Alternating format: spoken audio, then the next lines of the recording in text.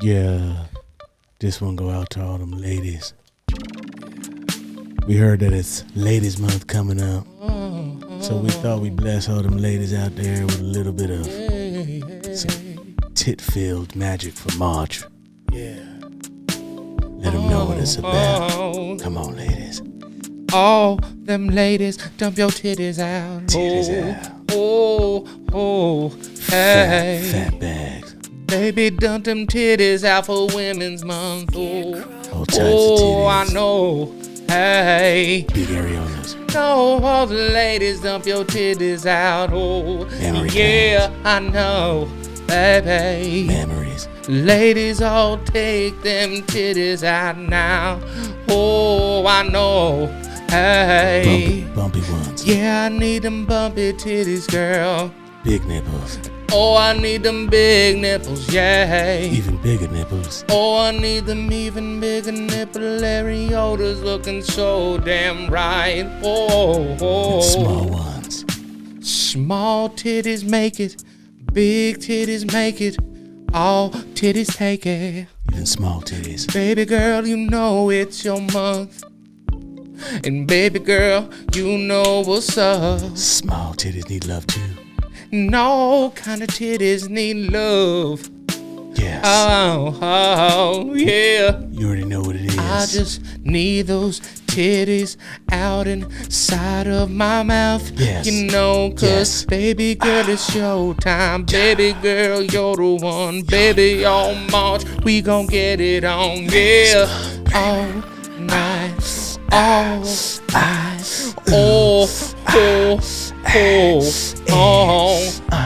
And baby, go ahead and dump them titties out. Dump them out. I know. All over my face. And baby, dump them titties out. Knock me out with them titties. Knock my brother out with your titty thrust. Titty fucking as well. Titty fuck them titties all night. And titty fuck them titties all night. Oh yeah. You know how we feel about you. We know how you feel about. Tell them how it feel, babe. Y'all appreciate us. We appreciate you. Oh yeah. We just want to let y'all know how much we appreciate every single last part. Every single last part of your titties, girl. Shout out to the vagina. Shout out to the vagina as well. Having babies is nuts. Having babies is nuts, especially when they come out of your vagina, girl. How you just gonna plop them out like that?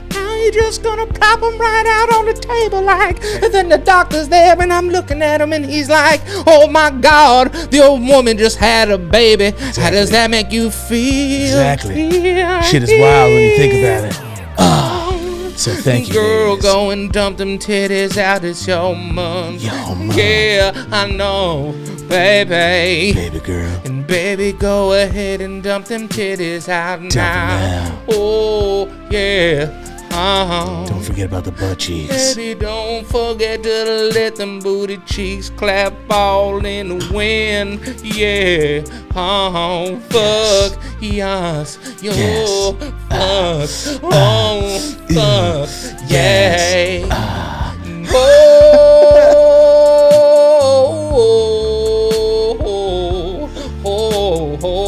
Thank you for everything, ladies. Thank you for them titties, that vagina, and that booty, baby. Thank you. Forever. Titties.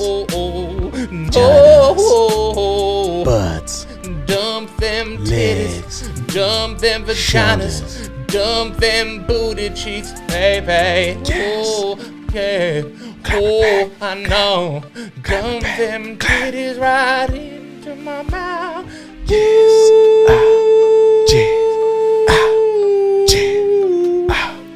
Happy Ladies Month. Happy Women's Month, baby.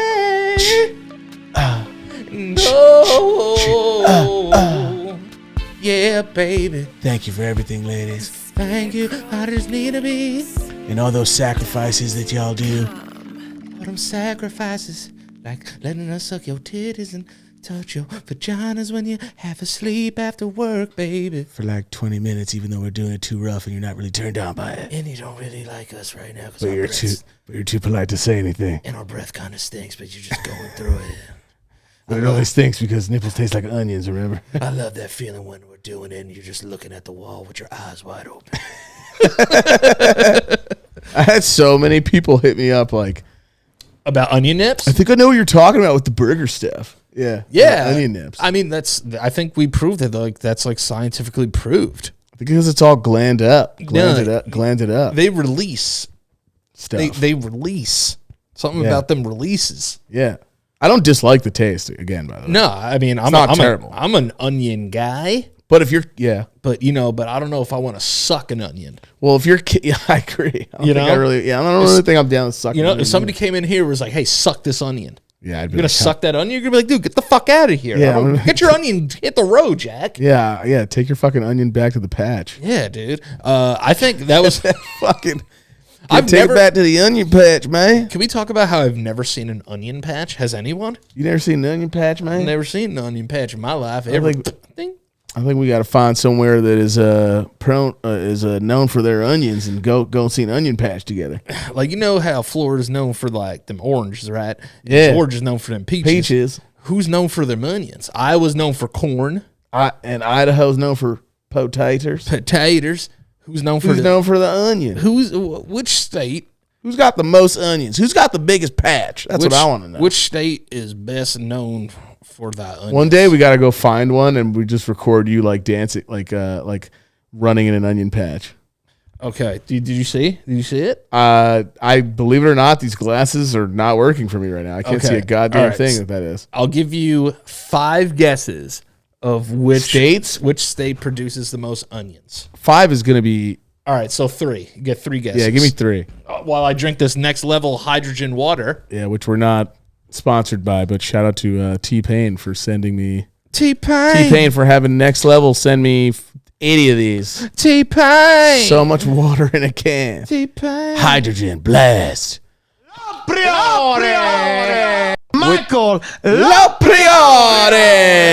God, I think I've said T-Pain's name like 50 million times on this fucking thing. Nothing better though. No, T-Pain is he's a family member now. Yeah, he is. He's part. Cheers. Cheers, man. Cheers, brother. LoPriore, T-Pain LoPriore. What a fucking name.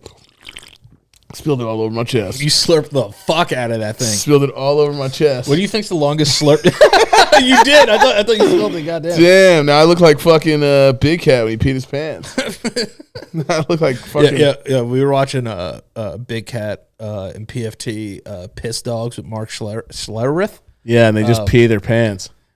It really took me back to how the smallest things are funny. Farts are funny, and pissing your pants is fucking hilarious. It is. Peeing your pants is fucking hilarious.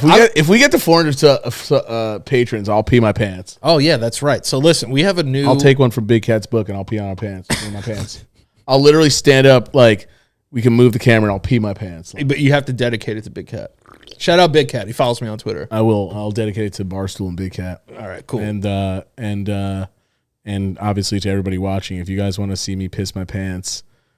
For if there's anybody out there who just wants to be like, you know what, Michael just deserves to have pee all over himself. I'll do it. Yeah. Also, I feel like I'll piss myself. You peeing your pants would. It's weird because I feel like it would both be funny if we peed our pants, but if you peed your pants, it would be funnier. I'll do it in gray sweatpants too. I have gray sweatpants on too. It kind of looks like you peed your pants right now. It does. Yeah. That's very. This good. is just a small taste. If you guys want me to pee my pants. So can you imagine a skyrocket out of nowhere just to 400 patrons? I just like buy 100 patrons. Yeah. So listen. So speaking of Patreon, the Patreon is getting completely reworked and revamped. We will be releasing extra episodes that will be Patreon only. Only patrons will have access to these episodes. We're gonna have people call in. We're gonna answer fan questions. We really, really, really want to pay attention to our patrons because they are the ones that keep the lights on in this bitch, and we love them so much, and we want to give them more. So we're really stripping back everything on the Patreon, and what we're going to be doing is adding as much extra content on there as possible. So what we're going to be doing, there'll be sketches on there, little skits from us, little video updates, shout outs.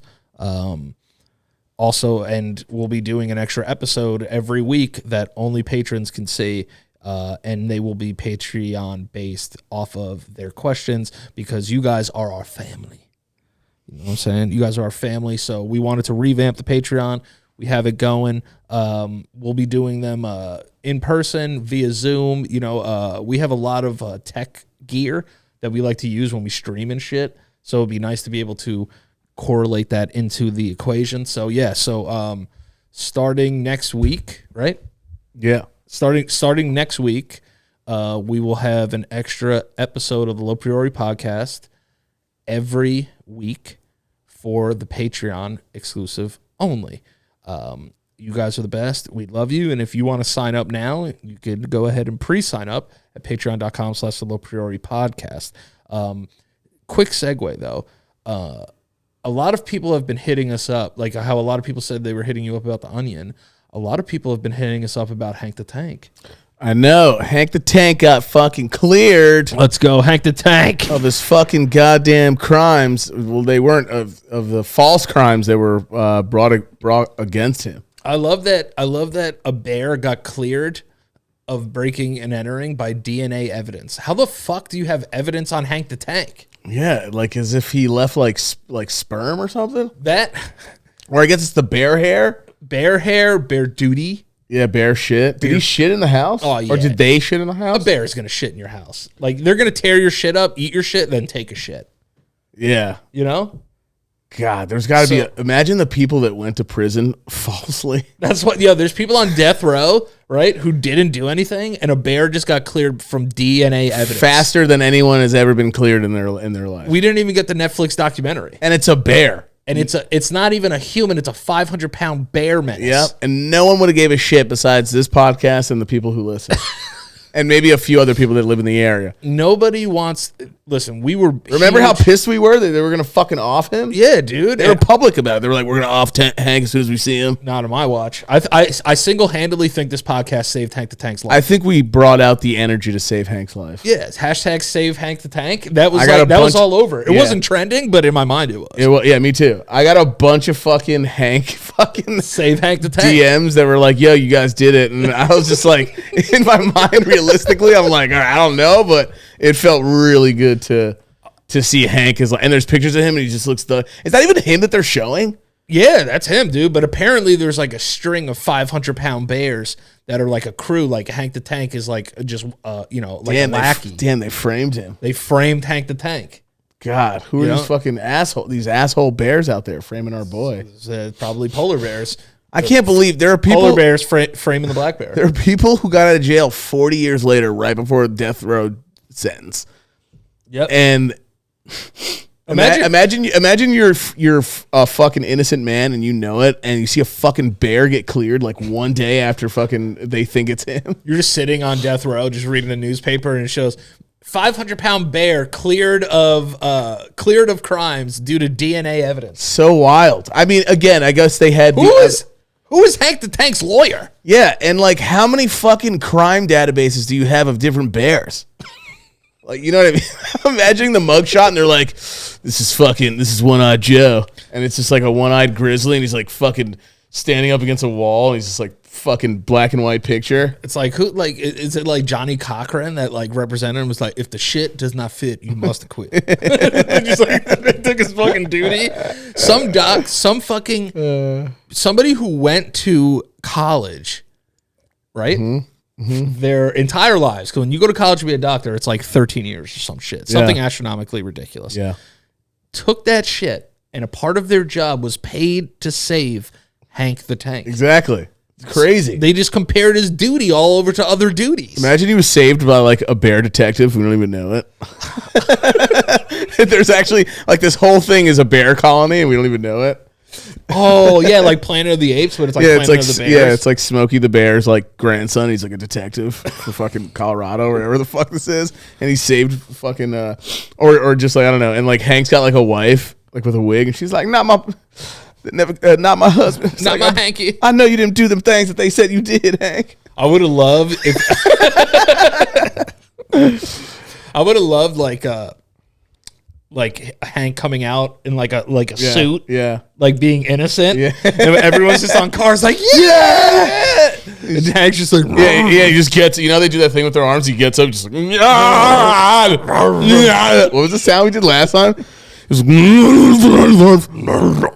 was, dude, an angry bear is the scariest sound ever. One of the scariest sounds I've ever heard of an animal. I think there was this one video too. Did you ever see that video where like there's this bear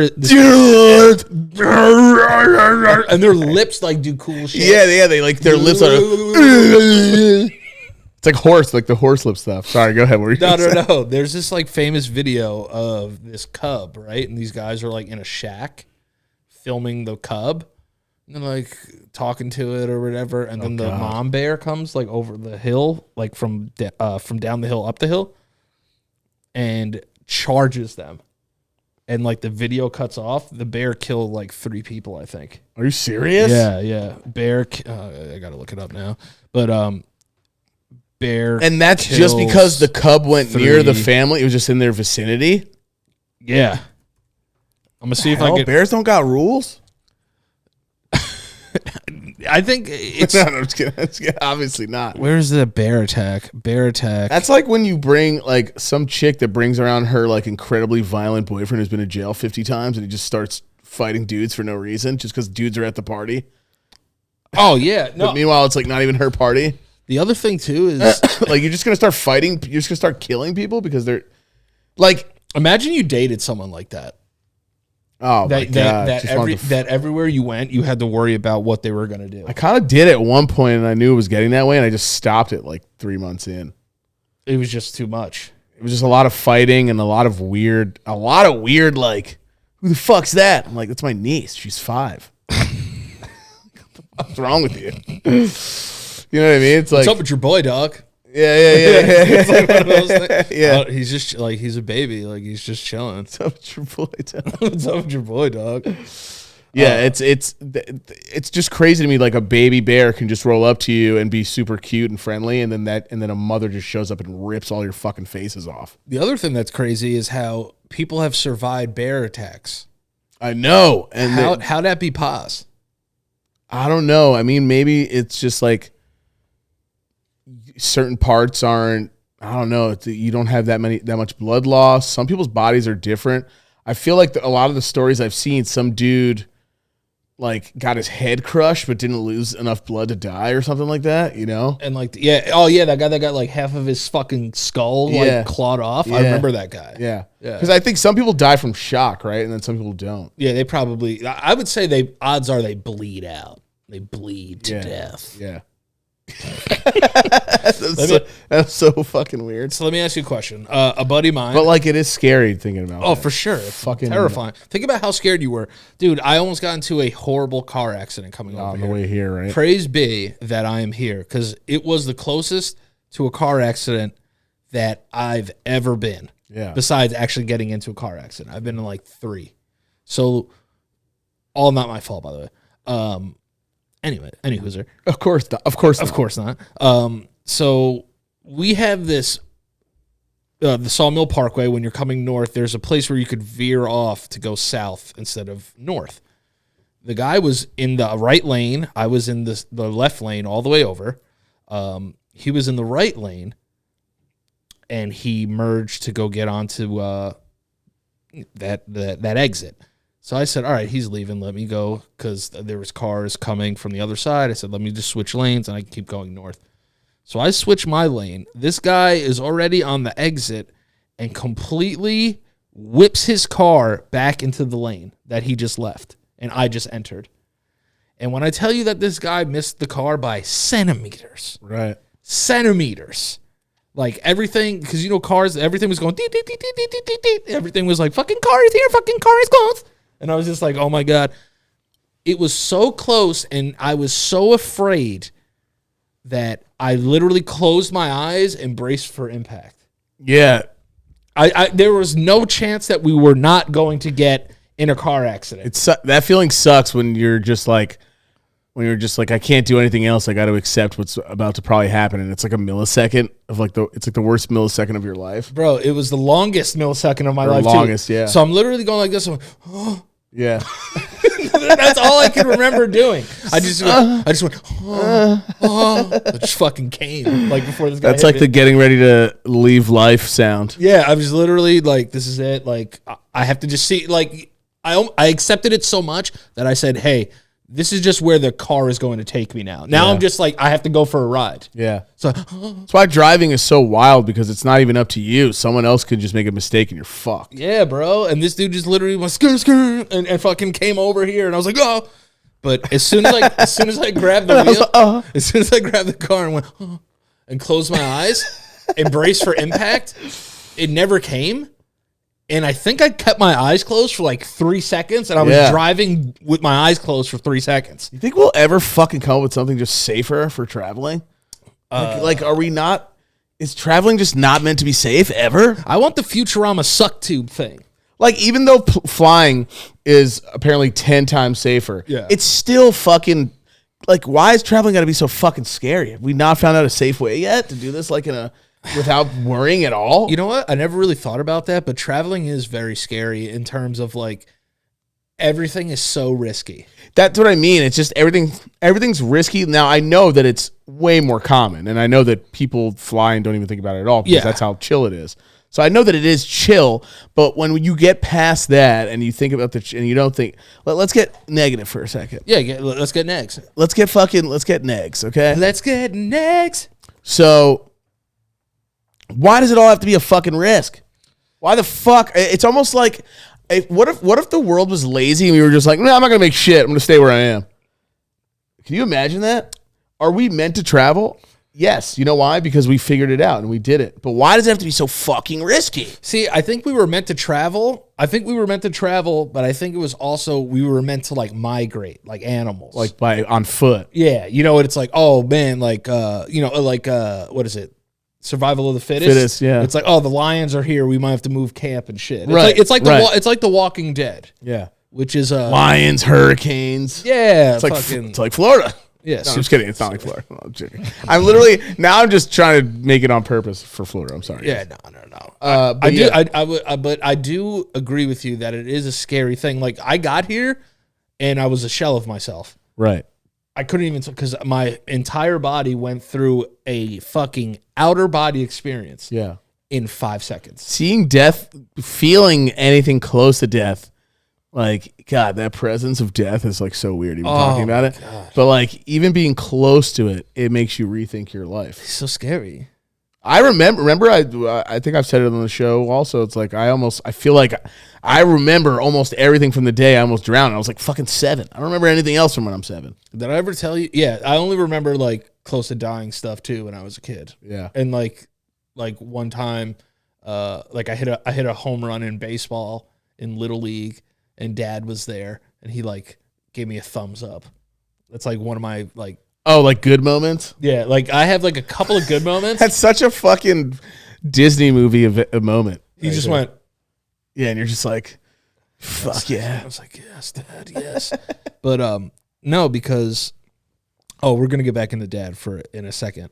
Yeah. But when it was going on and it was happening, it's really weird how time does slow down, but it really doesn't. Like, do we just make that up to like make better stories? I don't know. I saw the thing about whether or not your life actually flashes in front of your eyes. And I mean, from what I remember, it didn't for me. I was only 7 though. I had like no life really. But like, when you almost drowned. Yeah. Also, that's not, when I almost drowned. So it's like, I wonder, does life really flash before your eyes before you die? I think there's a release, I think they say, that happens in your brain that like triggers like, like this weird ass shit. Your fucking face. You look like you look like you were explaining like acid for the first time. Yeah, pretty much. No, because I remember when Dad. Does it? I don't know. I remember Dad trying to kill you. That I'll never forget. That'll come back when I die for sure. But there's 2 things I want to say about this. Dad did say that when he like almost died. So our dad had a heart attack and like he code blued or whatever they call it, and they had to like paddle him. Yeah. So he said like he did like see a light and shit, which I get because there's probably something that happens in your brain that does that. I feel like I want to call Dad and ask him what that was like. Yeah. I feel like I'll see if he answers. If he doesn't answer, then I'll cut it out of the show. But I feel no, he's gonna answer. He's like one of those dads. He's always gonna answer the phone. Do you feel like there's scientific reasons for why that happens? Yeah, I think there's like a chemical that goes off in your brain when you're I think it's got to be like a chemical thing that goes off when you're about to die. Right? Because think about like how much shit happened. Like think of the release that happens when. But Dad said he saw like his old, I don't know. Yeah, he said like he like saw his grandpa and shit. Yeah, he said he saw like old faces and he couldn't see them, but he knew it was them. But but that's what happens in dreaming. First of all, yeah, but here the thing that creeps me out the most is like the idea of nothingness is so scary. Yeah, but you wouldn't know because there's nothing happening. But I just can't believe that it's nothing forever. Yeah, but you won't be disappointed because there's nothing forever. Also, you've already been there before. What were you doing before you were born? You've already been dead before. Damn, that's kind of deep. I was waiting for you to say that too. I mean, we all were kind of dead. Like we were just like floating around in balls and stuff. We were pre-life, pre-com. But how, like, I wonder, like, I do always wonder, like, when was the day I actually entered Dad's nuts?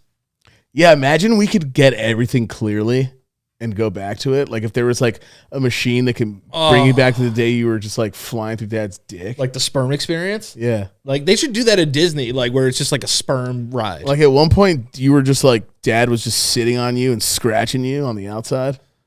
You were just, like, moving around. And you won that day. You know, we won. We won the race against me. Yeah, I've said that on the show before. Like, everybody's a winner. Everyone thinks you're a loser. Yo, you beat like millions of other people into your mom's eggs. Yeah. And what's even crazier is we've been in mom's vagina and out of it. That's true. Yeah, so gross, dude. God, why did I even go through with saying that? But you want to know, science is gross. We have to give terrible. science its due. It's fucking disgusting. We're gross. Humans are gross. Everything's gross. Yeah. Boogers. It's like, listen, it's like, how'd you get here? And like, I don't know if I'm gonna lie to my kids about oh, like the stork and shit. I'm gonna be like, yo, like I came in your mom and like this is what happens. Yeah, exactly. You know what I mean? Like me and your mom had sex. I shot some goo, and you're here now. Do you think like a deer smells its shit and just goes, You know what I mean? Yeah. Like, or is that only a human thing? Well, because dogs eat their own shit. some. Oh yeah, some dogs. yeah. Some dogs don't. So like with my new puppy now though, like so I have a new puppy named Tony. Yeah, Tony. Tony's the man. Tony, come on the show, Gabagoo. Tony. He's really good about peeing on the pad, but he shits on the floor. God, what an idiot. He's a dumb idiot. Just right now, he'll probably be really smart though. I don't know. He might be a dumb idiot. I'm not sure. What's up with that breed? Do they get smart or are they idiots? Labradors? They're like some of the smartest. Oh yeah, labs are super smart. Yeah. What about silver ones though? They're like unicorns, aren't they? Yeah. So aren't they like the unicorns of labs? Yeah, they're like half stupid, like half cool, like a third smart, and like 1/18 like anxious. Are Tony's eyes as droopy as Sylvie's were at first? No. They're probably not going to be. No, right? they're probably not going to be as droopy, but he's a fucking menace. Yeah, who? Tony already? Oh my god, oh, dude! Jesus like Christ. I love him so much, like because I'm already like established as his dad. Like Selena's with him now. It's just the puppy biting and the puppy nibbling is too much. Their teeth, puppy teeth, bro. Yeah, are like imagine like you know that feeling when you pee and like you kind of have like a hurt penis. Yeah, and it like burns, like it like feels like you're getting hit with razor blades. Yeah, that's what a dog's puppy bite feels like. It feels like gonorrhea. Yeah, is he doing it a lot? He's doing it a lot because he's teething, right? See, to me, I've already established that I am the alpha of the three. Right. So when they play in like the old roughhouse, Silvio did not like Tony. The first really? night, the first day we brought him. Oh god. He literally looked at me. He was like, "How the fuck could you do this to me?" Did not want anything to do with him. Fucking. He'll probably get over that. Hated him. Second day, really fucking hated him. Didn't want anything to do with him. And Tony loves Silvio. Loves him. Yeah. If people who are just turning in, they're just like, are they explaining The Sopranos? Yeah. It sounds like we're literally talking about The Sopranos right now. So Tony loves Silvio to death. Loves him. Yeah. Silvio wants him whacked, though. Silvio wanted him whacked the first couple days. Right. But now he's like, all right, I'll bring you in. I'll make you a main guy. Yeah. So now, like, they're boys, and they chill, and they sleep on each other and shit. And, like, Silvio's still the alpha between him and Tony, but I'm the overall alpha, so I oversee all of what they're doing. So, like, when I raise my voice for them to stop, they both stop. Can't imagine. It's so weird. Can't imagine even having two dogs. I just can't imagine it. I'd lose my fucking mind. Yeah, I mean, I felt that way too, but once this initial like puppy phase is over, and they just become more like individual, but also like a team.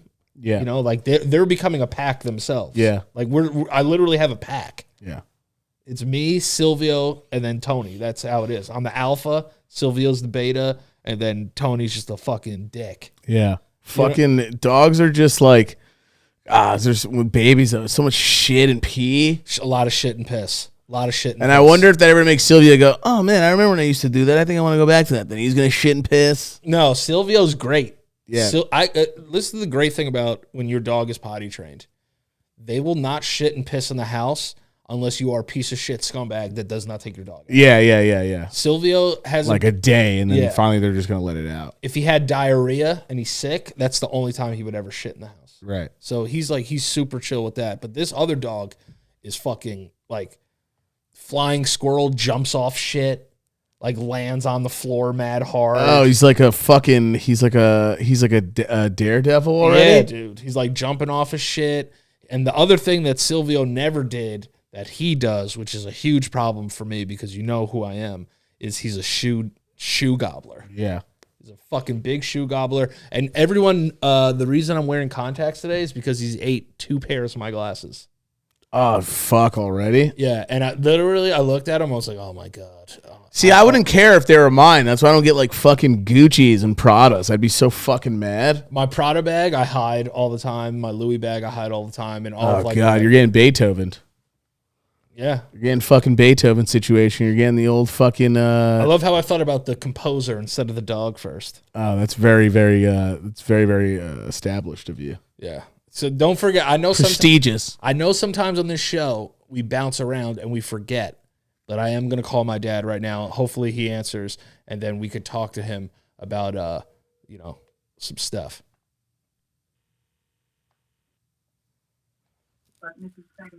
Hello. Hey, Dad, what's up? Hello. What's up? What's up, Daddy? Can you hear me?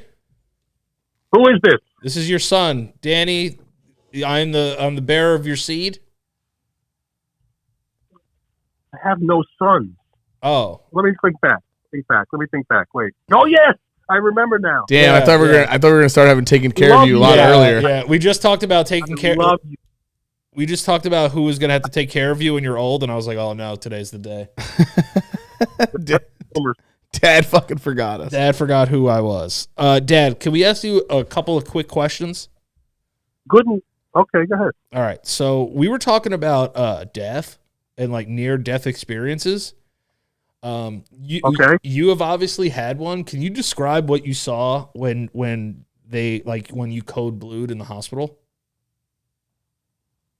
Oh, I thought you were going to talk about the times I tried to kill you two guys. Nah, we've covered those. No, we did that. We did that. Yeah, we did that already. Yeah. Yeah, that was episode 3, 9, 11, 22. That's our near death that we talked about. So, but now we need your near death. We need what? Because we remember. No, we remember. This whole family is just filled with interruptions. Yeah. No, we remember you telling us that you saw something, but we just don't remember. I know that you said that you saw familiar faces and stuff, so we just wanted exactly what the image was that you remember seeing that you told us when we saw you in the hospital the next day. Okay. Once I passed out, I didn't know I passed out. Right. Once I passed out from the my heart stopping, they would do an intravenous, and I felt faint, I felt sweaty, I felt sick, and then just gone. But you know how when you go to sleep, you almost remember blacking out and seeing black when you go to sleep? Yes. Yeah. Yes. Like Yes. dark. Well, it was the opposite. I went black. I went under, and immediately it was just light. It was very light. I thought maybe the lights in the on the ER, the ICU. Right. I thought it was lights in the ICU. Maybe they're putting lights on. Right. So I saw a light, and I saw a lot of white. And I said, "Oh man, there must be a lot of nurses and doctors, a lot of white running around." Yeah. Yeah.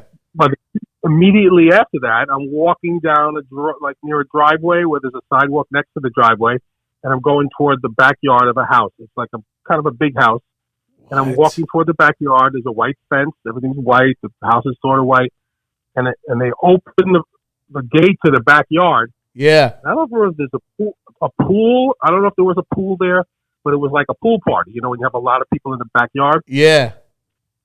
With umbrellas and everything, and every person that I saw there had either passed away or was someone that I knew of that had passed away. In other words, Grandpa. Right. You know, Grandpa. Grandma, no, because she was still alive. It was like Babe Ruth there, like Frank Sinatra. Like it was. Well, no, but it was faces of people that I recognized as not being alive. Right. So could you feel like? Sorry, keep going. I'm sorry. So I'm glad you said feel, because the best part of it was, you know how you feel great when you go to someplace and you're really feeling good and you're dressed up and I'm going to be with my friends and everything about that day is good. But sometimes it's not. You feel like I don't want to go. It was the best feeling I've ever had about being peaceful and free. And I said, oh man, this must be what you wait for, is to get to a place, you know, like this. It's like this party, and everybody was like, Danny. They actually said, "Here he is, Danny. How you doing, man? Oh, glad you got here." And it was so peaceful and so wonderful that I'm like, "Oh man, this is the best." Damn, dying sounds awesome. Yeah, I felt like a minute ago. I felt like I was going to be throwing up and nauseous, and I'm going to be dying. I'm like horrible. And then just like feeling great. It was great. It was the greatest feeling, this peaceful feeling, green and white and, you know, colors that were beautiful. And my father was smiling. I remember that. And the other people were smiling. And when they're in life, they don't know a smile. Oh, yeah. No, that's definitely a dream. Yeah. If Grandpa was smiling, that's a dream. More than smiling, he was like, you know, isn't it wonderful? Isn't everything wonderful, Danny? Isn't it wonderful? And I'm like, this is it. This must be it. And I didn't recognize it. Were you conscious of it like that when it was happening? Oh, completely. Oh, so you knew you were going to die. Oh yeah, I thought that I probably died. Damn, dude. This is bad. I was going to be scared, and now it's not. It's not scary. So when they shocked me back, to me it was like 20 seconds. Mommy says it was a few minutes. What, 3 minutes? Oh, about 10. About 10 minutes. They were working on me. Right. So shocked me back. So you were kind of dead for 10 minutes. Yeah. About that, yes. Jesus. I didn't know it was that long. I don't remember that. Yeah, no, it's not long, but they keep working on you. So that your heart is blipping. They're pushing on your heart and your chest, and then people are working on you. So, yeah, they paddled me twice. The paddles work, and when I remember completely when I came back, all of a sudden I see everything, and it's another emergency. You know, in the ICU, it's ugly. I mean, it's not nice in there. Yeah. And all these people around me, and I'm sweating, and I'm like, oh my god. And I actually wanted to say, what did you do? Yeah. Why'd you take me? Yeah. Are you kidding me? At least let me stay there for a while. I mean, you know, I could experience it. Yeah. And I'm trying to think, who did I see there?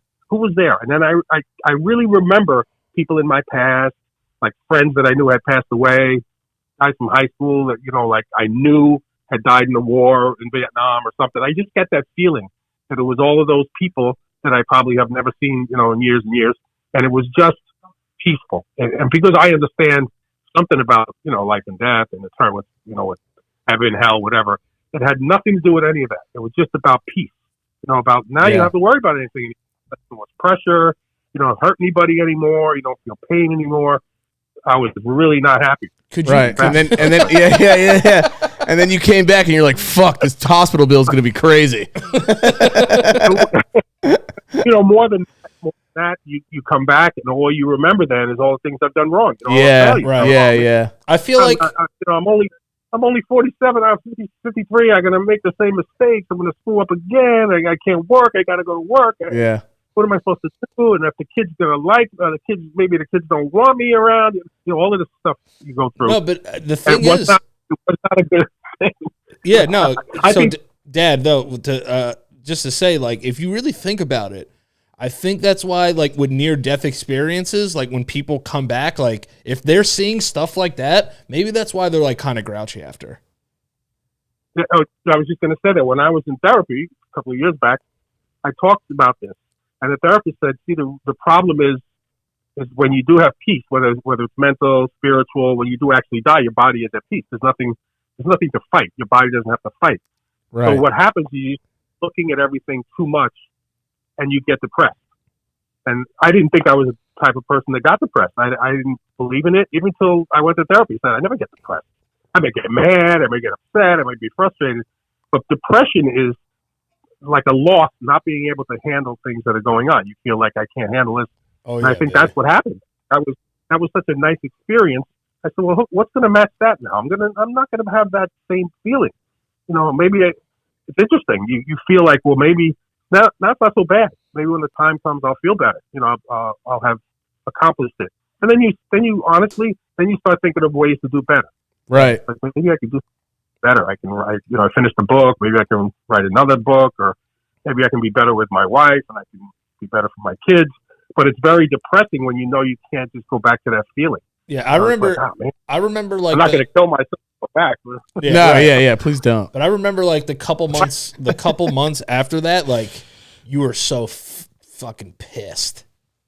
That was the worst time in my life, I got to say. Yeah, coming- scary. Yeah, the medicine, everything. Go back to work.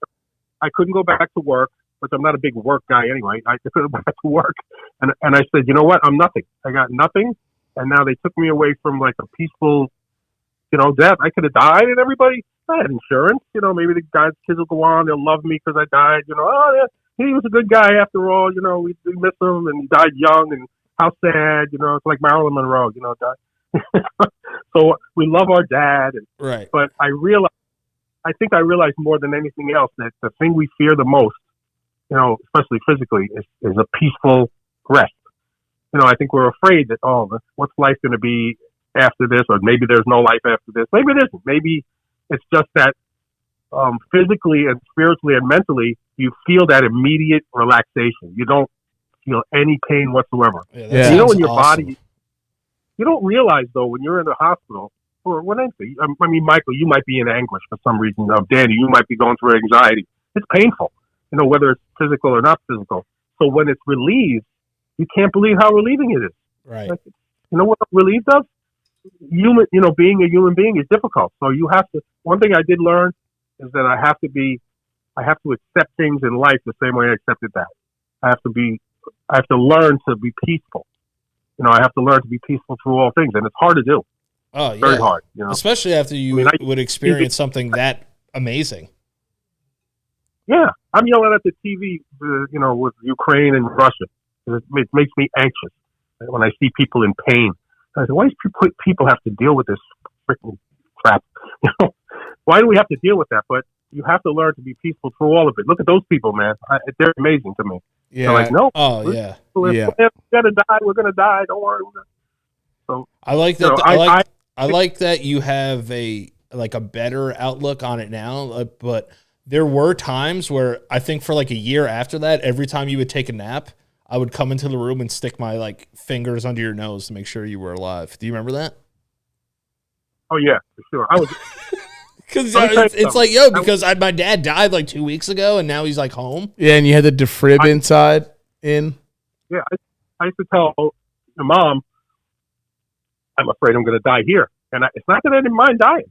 I was afraid that I was going to die in front of you guys, or, it was going to be horrible and panic and all this stuff. So I was so fearful. And then a month later, the doctor tells me you need a defibrillator because you might just pass out and die. And I said, oh man, again? Gee, right? hey, that's what he said to you? Did he say it Yeah, like that's that? what He's I- like, yeah, you're probably going to die in your house in front of your loved one. So He said, I'll tell you exactly what he said. I said, I don't want a defibrillator. I can deal with it. I'll do whatever. And he yeah, goes, Danny, to be at a family picnic and you're going to drop dead in front of your grandchildren. How you like that? Is yeah, that what you want to do? Very, Oh, very, oh, very tell me Don that. Corleone-ish. yeah. He had no compassion whatsoever.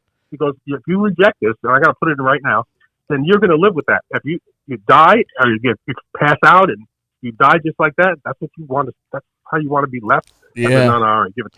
And look what the difference made though of cleaning you out, because you've been here for how many years ago is that? It's just 15 years, just now. It's wild. like this month. An extra 15 years of life, guys.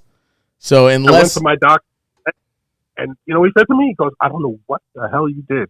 He goes, but 15 years, there is not one thing that I can see that's a problem. Diet change. Everything's pumping, everything's working. He goes, you look good, your skin, everything, your skin color, your circulation. He goes, just don't get anything and mess it up. Don't get no diabetes. yeah. You got to take care of yourself. That's crazy. I think, Yeah. didn't you drive me to school that day? And I think we had an argument. No. Well, no, we did drop him off at school, No. but I was upset with me and Mom. We were upset over something with Michael. You know that she's like, Michael's going through this, and you got to deal with it, and you're shirking it, and I was like, you're always on everybody's back. Damn, I almost killed you. I had terrible heartburn, so I took Shit. Tums. I was chewing on Tums. Yeah. I thought it was heartburn, but it was really the beginning of the heart attack. The doctor said I went through about 20 hours of. Remember right before that, Micah, that I had ran up to the school where you had an anxiety attack, Yes. and I came running up the hill to the school, and you were in the back of the ambulance. They were administering to you. Oh yeah, And then the the guy night said- at nighttime. Yeah, that was at nighttime. Oh, yeah. Remember that? I was so scared. I ran up from our house, which is on a deep hill. It was like running up the Alps. Yeah. I ran up, got there, and the guy goes, "You look like you're gonna die." I said, "Man, I just ran up the hill." He goes, "No, man, you don't look so good." And then 4 days later, heart must have been under the stress. Way to go, Mike. Yeah, I basically almost. I feel like it's in correlation with me. I almost killed you. No, it wasn't that. The doctor said what happens is in your life you have things that are going on, pressure, whether it's at work or whatever's going on, and your two arteries completely clogged. Both arteries were almost completely shut. So he said what happens is you get anxious and your heart beats more. You start to push, which is normal. You put And that's what stress you're on it. supposed Yeah. to do. But your blood wasn't going anywhere. It wasn't leaving your heart. It wasn't coming back in your heart. God So damn. finally, your heart just said, "I can't do this anymore, man. You keep pushing me, and I can't do it. I can't do it." And it just Crazy. stops. Crazy. It stops. Thank. I would have There was totally. a guy at a job. They gave me what do you call it? A nitroglycerin. He stuck it Yeah. under my tongue and said, "Don't tell me I gave you this." And he disappeared, and then they saved my life. And then I went to they put you in a helicopter, and it was like $75,000. It was unbelievable. The ambulance to the hospital was like 4 minutes. I can't believe I you. get Yeah, there, you the took a doctor- helicopter ride. It's so wild. The doctor goes, "You're stabilized, but your heart is like on fire. Both arteries have to be opened up. We're going to put you in the helicopter." Now I'm half asleep. You know me, my sense of humor. And I was trying to be like cool. And I said, "Well, call my wife." And I said, "But you own a helicopter?" And I told the doctor, "You have a helicopter?" I said, "That's pretty good." He goes, "I don't own a helicopter. The hospital has a service back You're and like, forth. Yeah, and you're like, dude, I'm If you're kidding. going to ride in a helicopter?" And he goes, yeah, we have to take you in a helicopter. I said, "Why, can't you take me in a car?" He goes, "No, you won't make it in a car." Damn. That's scary. That's crazy. If we don't put this helicopter, you're gonna die. The helicopter took 7 minutes. It would have taken like 30. Where the Every hell did minute they I was- land this helicopter in the parking lot? Yeah, in White Plains, the hospital, there's a little heliport. That's like a pad. crazy, bro. No, but how did they Yeah, I pick get- you up? I get into the helicopter, and there's enough room in the helicopter for the gurney you're on, and there's a nurse. There's a nurse and a pilot. The pilot says, "Okay, strap in," blah, blah. And the nurse says to me, she was a nurse, right? Or assistant? She says to me, happened to be attractive. She was attractive. And she said to me, "Listen, there's not enough room for me to stay on this side, so I have to straddle you. I have to, put my legs across you and sit like on top of your legs, sort of." So Like, all right. she's looking at me, and all I'm thinking is, if this helicopter hits the pad and mommy's there and she sees this, I'm Gonna dead. be yeah, they're gonna bring you back. Mom's gonna bring you back to life just to kill you. Oh my So god. she said to me, this is what the woman said to me. It was almost like a bad movie. She goes, LoPriore, is your first name Danny? I said, yeah. And you know how they always sound good? Listen, just look out the window and think of nothing. Think how nice the sky is. And she goes, and just look at me in my eyes if you get scared. And I'm like, oh, that's very sweet. Yeah, what happened to the straddle part though? It was funny. The way she said it. She goes, I hope you don't mind. I said, I can't believe she's asking a man if they mind. You're like, no, my heart No, hurts hey, so don't much. worry. It's I crazy. said, don't worry, I had a heart attack already. I can do it. How they fit So they your take you big to- ass in a helicopter? There was no room. It just was the end of the thing. The Dad's, bubble on the helicopter. Dad's feet are just hanging Yeah, out. on- yeah. It's off just saying the hanging landing. out, like flapping in the wind. You like Yeah, lost and your I- shoes. Oh my god. And they hit the outside the pad. It was like it's like a movie. They roll you out in the gurney, and the next group takes you, and they tell you stuff. I don't know if they think they're making you feel better, but they go, listen, we have to take you immediately into the angioplasty, and the doctor's going to administer, and they're going to open your arteries. I said, why didn't you even tell me this? I don't. Why didn't you tell me this Yeah, for? just do it. Like, Yeah. do I have to know? And she said, we're going to shoot you with adrenaline. So they're shooting me in the arm while they're moving me. And she said to me, it was so funny. She goes, you're going to feel a little uneasy. What she meant was you're going to feel like you want to throw up all over the world. That's how bad it was. Right, That's right. feeling. From the adrenaline. Oh, my God. I start sweating. I said, oh, my God, I'm going to throw up all over these people. I'm going to die. I'm going to throw up and just, into the thing, really quiet. Right. They take clothes, my clothes are off. They spread your legs out, and two girls, two nurses, a Filipino lady and an Irish woman. This And they hospital both got rules. razor blades. They both got razor blades and That's shaving not good. cream, and they're looking. So I said, "What the hell?" What the hell? And they Oh, said, "We're because going you're to gonna. shave- You gotta get shave your shaved. groin. We're going to shave your groin, and we have to go through the femoral artery on both sides. We have to see which one we're going to You use." just wake up and And they're I'm like yanking your penis with a blade near it. But they did. One of them holds his penis up, the other one's a shaving, right? And they're both looking. And I don't know if you know nurses, but nurses have the great sense of humor. Right. They're like, "Oh, Italian, huh?" Oh, because you're on Cirque. Well, they're looking at my name, and they're going, "Italian, huh? Oh, you got an Italian guy." Yeah. They like pull your skin. They're like, "Nice to meet you." They Like making a Well, voice they're with your fucking With your foreskin. want you to stay calm, right.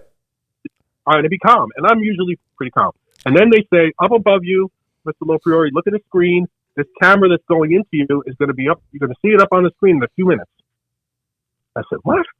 Yeah, we're going to put a camera into this thing, into your groin, into this thing that goes up. Oh, they put the stent. They put the stent in there. It's amazing what they did. So they go up, and I see on the side of me, man. doctor comes in, a young guy comes in, sits down, says, Mr. LoPriore, Nice I'm going to be administering, and he's got an accent. I This said, guy. an This accent? guy has a great penis. All right, I'll see you later. Yeah, but where are you from? And he goes, oh, just pay attention to the thing there. Don't get excited. I said, no, where are you from? He goes, I'm from Italy. I said, oh, my family's from Italy. Where are you from? And the nurses are laughing. They go, listen to this guy's having conversations. About Yeah. This guy's in God. cardiac. This guy's in cardiac arrest. Getting ready to die. And so the doctor says, well, your heart is very hot. We can't do very much except for stent you right now. Just put stents in. We got permission from the doctor, blah, blah, blah. And I said, so where are you from? He goes, oh, a little town in Italy, and you wouldn't know it. I said, well, tell me. He goes, Gravina in Puglia. I said, are you kidding me? Oh yeah. That's what my father's. Yeah. The guy stops. He stops, and he goes, we got to save this guy. I love So that. just That's look, great. Don't worry. Don't worry. Don't I'll worry, take care we of it. save you. And the nurse, better. she give you extra. And guess why? He goes, if it ever gets back there that you died, and I'm the one who let you die, they'll be talking about me in Barry forever. Yeah. Right. So Love it. everything goes back to Italy, and I'm in trouble. Hey, So he does listen, his thing. It was amazing. that's an unbelievable story because we were just trying to figure out like, I wonder if there's like what happens like your brain probably like releases a bunch of stuff that like calms down your entire body and makes it like the most Yeah. peaceful you could ever think. Like better than any drug, better than like anything. Like it's safe for Yeah. that moment. I think so too. And here's the funny thing: when people get, you see people get killed, oh my god, the guy got shot, he got killed. But everyone that's ever had that kind of experience says it was peaceful. Yeah. It makes you think when people, when people say rest in peace, Yeah. we throw it around, R.I.P., R.I.P., rest in peace, rest in peace. Guess what? That's exactly what happened. Yeah, Yeah. it's crazy. It's wild. Tupac or whoever it is. Right after that happens, you have that piece is there. Let's put it that way. Right. What it is, I can't explain it. I can't explain it in any way that makes sense. Well, all I know is that when I came back, it was not as good as where I was. Right. Oh, You I feel know. that sickness. And that would piss me off. Well, yes, but then you realize it's because obviously your body, your brain is not registering pain anymore because you're not there. So Yeah. it's not And gonna then register everything pain. sucks again. There's a euphoria there. It also tells you that you're really not dead when they think you're dead. When a person says, "Oh, their heart stopped," you're really not dead for a while. Your brain's still working. Yeah, it's still doing. Yep, it's getting off all that stuff that it's got going on. You'd never see a vision of anything if your brain wasn't working. Right. Yeah. That's wild. That's That was wild. cool. Well, Dad, thank you for coming on. I didn't know it was that vivid. So I'm happy we were able to talk about it. Yeah, it was definitely epic. It is great to remember it too because it's so easy to remember. I close my eyes, like I can see it. What's mommy jabbing around? Tell mommy not to text us while we're recording either. Yeah. All right, and we love her. Hi, Too Mom. much. Love you. Bye. All right, love Love you, you, Dad. Dad. Thanks for coming on. Thanks, Dad. All right. All right. All right, love you. Adios. Love you, Pop. All right, love you, Dad. Love you, Dad. Love you, Dad. Okay, hang up. All right, love you. Who's All got to right, hang up? Leave me alone. All right, love you, Dad. See you later. You know what this is like? What's up, Dad? Love you. This is like Afterlife you're doing. You guys. Yeah. Ricky Gervais. All right, love Goodbye. you, Dad. All right, Dad. Love you. See you later. Still won't say it. So funny. Still won't say it. So funny. Oh, is that your thing? You don't like the dad never says I love you? Yeah. He says I love you to me. He's definitely said it to you. Yeah, no, he does. There was a time though where Imagine he just never did. I'd be like, what the fuck's wrong with this guy? oh, we're gonna get into it after this. I have it documented. Oh, you do? Documented. But Oh, I before love we it. do that, we're gonna get into the ads. And listen, after that conversation, I think I need some better help. Okay, listen. BetterHelp is one of our favorite sponsors. I really, really, really love BetterHelp, and this is why. All right. BetterHelp is online therapy that offers video, phone, even live chat sessions with your therapist, so you don't have to be on camera if you don't want to. They have everything that you need to make you comfortable and get you to a therapist that works best for you. It's much more affordable than in-person therapy. I have insurance, and it's very hard for me to even find a therapist with my insurance. That's why BetterHelp has been a great help, no pun intended, to me. It's more affordable than in-person therapy, and you can be matched with a therapist in under 48 hours. Give it a try and see why over 2 million people have used BetterHelp online therapy. The podcast is sponsored by BetterHelp, and listen, the LoPriore podcast listeners can get 10% off their first month at BetterHelp.com/lops. That's BetterHelp.com/lops. Use the promo code LOPS LOPS for 10% off your first month. And listen, like I said, a lot of people have been going through a lot of stuff. Especially these last couple of years. It's always good to talk to somebody. Obviously, you guys know I have a mental health show. We're getting ready to relaunch our new season, off the cuff too. So this is something that's very near and dear to me. I really do love this sponsor. And listen, BetterHelp has been fantastic for me, especially in the times where I've been trying to get into an in-person therapist office. BetterHelp has been there for me, and BetterHelp is one of my favorites. I really, really, really love everything they're doing over there. You guys should definitely give it a try. I'm putting my official stamp on it. Go to betterhelp.com/lops, BetterHelp.com/lops, LOPS, and get 10% off that first month. Heading over to our friends at ShipStation. All right, listen. ShipStation. Everything I love about ShipStation, this is why. Online shopping isn't slowing down anytime soon. And listen, is your business ready to keep up the pace? With the more people staying inside, the more people shopping online. Do you see that? Okay. With ShipStation, you'll never have to worry about shipping again. Make the switch to a solution that handles all your shipping needs quickly, affordably, and painlessly. You can keep track of orders from any sales channels, easily find the best shipping carrier with deeply discounted rates. Who doesn't love a discount? Automate just about any shipping task with just a few clicks. All right. One of the best things about this is that you save time by funneling all of your orders into one simple interface, no matter where you're selling it. You get to manage every order if it's on Amazon, eBay, Etsy. If you're doing all these other stores, it all comes back to one hub, and that hub is ShipStation. Also, save money.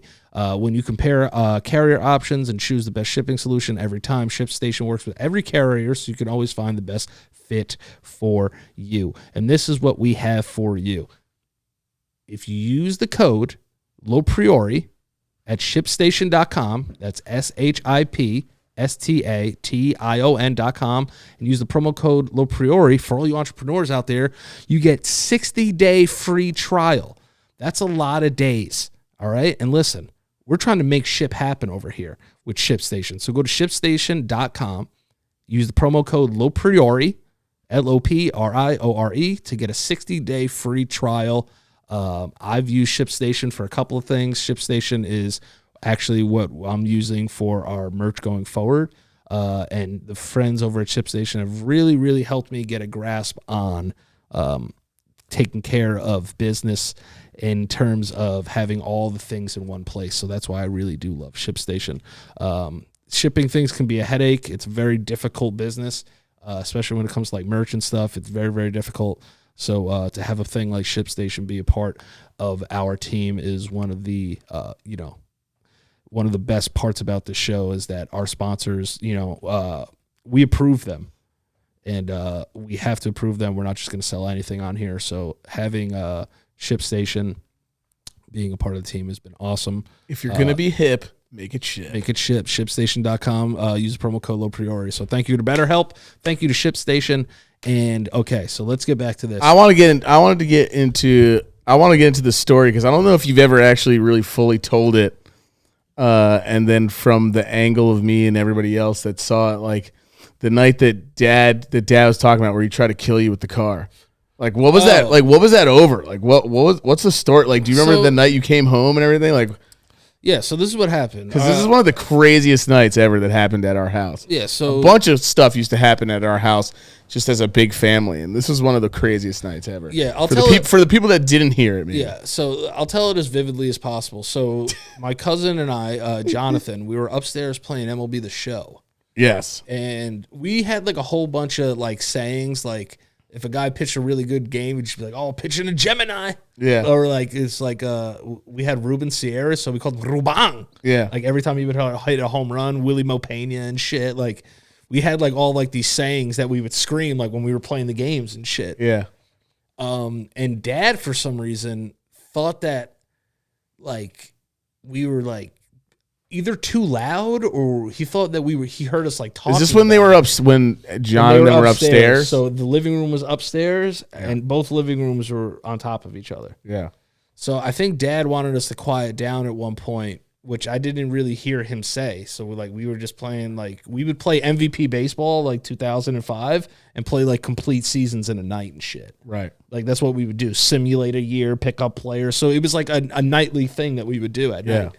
On the weekends, and we were doing that, and I guess Dad felt disrespected that we were still being loud, and at some point he felt as if we were talking about him up there. Oh, like taunting him and shit? Which to this day was just not happening. It's so like that's borderline like paranoid schizophrenic. Yeah, like we were so focused on winning the pennant, Michael, that Daddy was like not even not like gonna he just wasn't there. Also, this was a period where he was going through a lot of shit. Yeah, going through a lot of shit. Like borderline like kind of just losing it a bit. So we're still playing the game, just enjoying the game, just hitting ding dongs, like having fun, pitching Geminis. Right.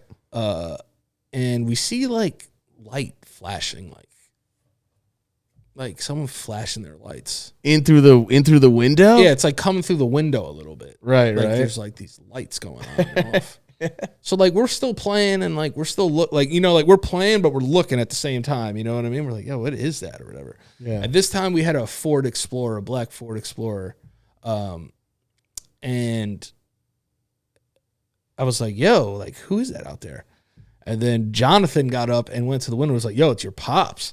And wait, where was he? He was in the Citibank parking lot. Which is like right across from our how our building is placed. You can see like the windows and stuff. So it was like... Or their old building. Yeah. So he was in the Citibank parking lot and it was just like lights, like flash, flash, flash, flash, flash. And John gets up and he's like, yo, like, because we would trade off innings. So like one person would have innings, and then the next person would just be like free roaming, like just chilling on the phone. And it was the front lights, right? Like the actual like brights. It was the headlights. And John was like, "Yo, it's your pops." So like we're out there, and I'm like, at this point, I'm just like, "Yo, like what is he doing?" Like we're talking, like he saw me and Jonathan doing that in the window and thought that we were laughing at him, but we were just like, "Yo, like what's he doing?" Yeah, like, what's he doing? So I went out there. To just be like, yo, Dad, what's up? And as soon as I got close to the car, he fucking sped off. So I look back at Jonathan. How'd he speed off? Like he backed out? He was sitting in the car, and I was like, yo, Dad, are you okay? Like, what's going on? And he fucking just took off. Like, yeah. If anyone ever had a Ford Explorer in the early 2000s, those shits were loud as shit. Like, they were loud-ass cars. Yeah. So he took off. And I'm like, okay. That's a little weird. And I look up at the window and Jonathan's like, yo, what's he doing? And I'm like, yo, I have no idea. So I'm walking towards the house again and I see that he made a fucking U-turn. And he fucking floors it. Towards you, right? Towards me. And I'm, cause there's an island there where there's like 2 trees and a bush. Right. So I'm like, yo, like this motherfucker's coming at me, bro. Like it took a second. I was like, oh, like he's going to drive past me. Right. I was like, yo, this motherfucker's trying to kill me, yo. yeah. I said, this motherfucker is really going to try and fucking end my life right now, dude. Right.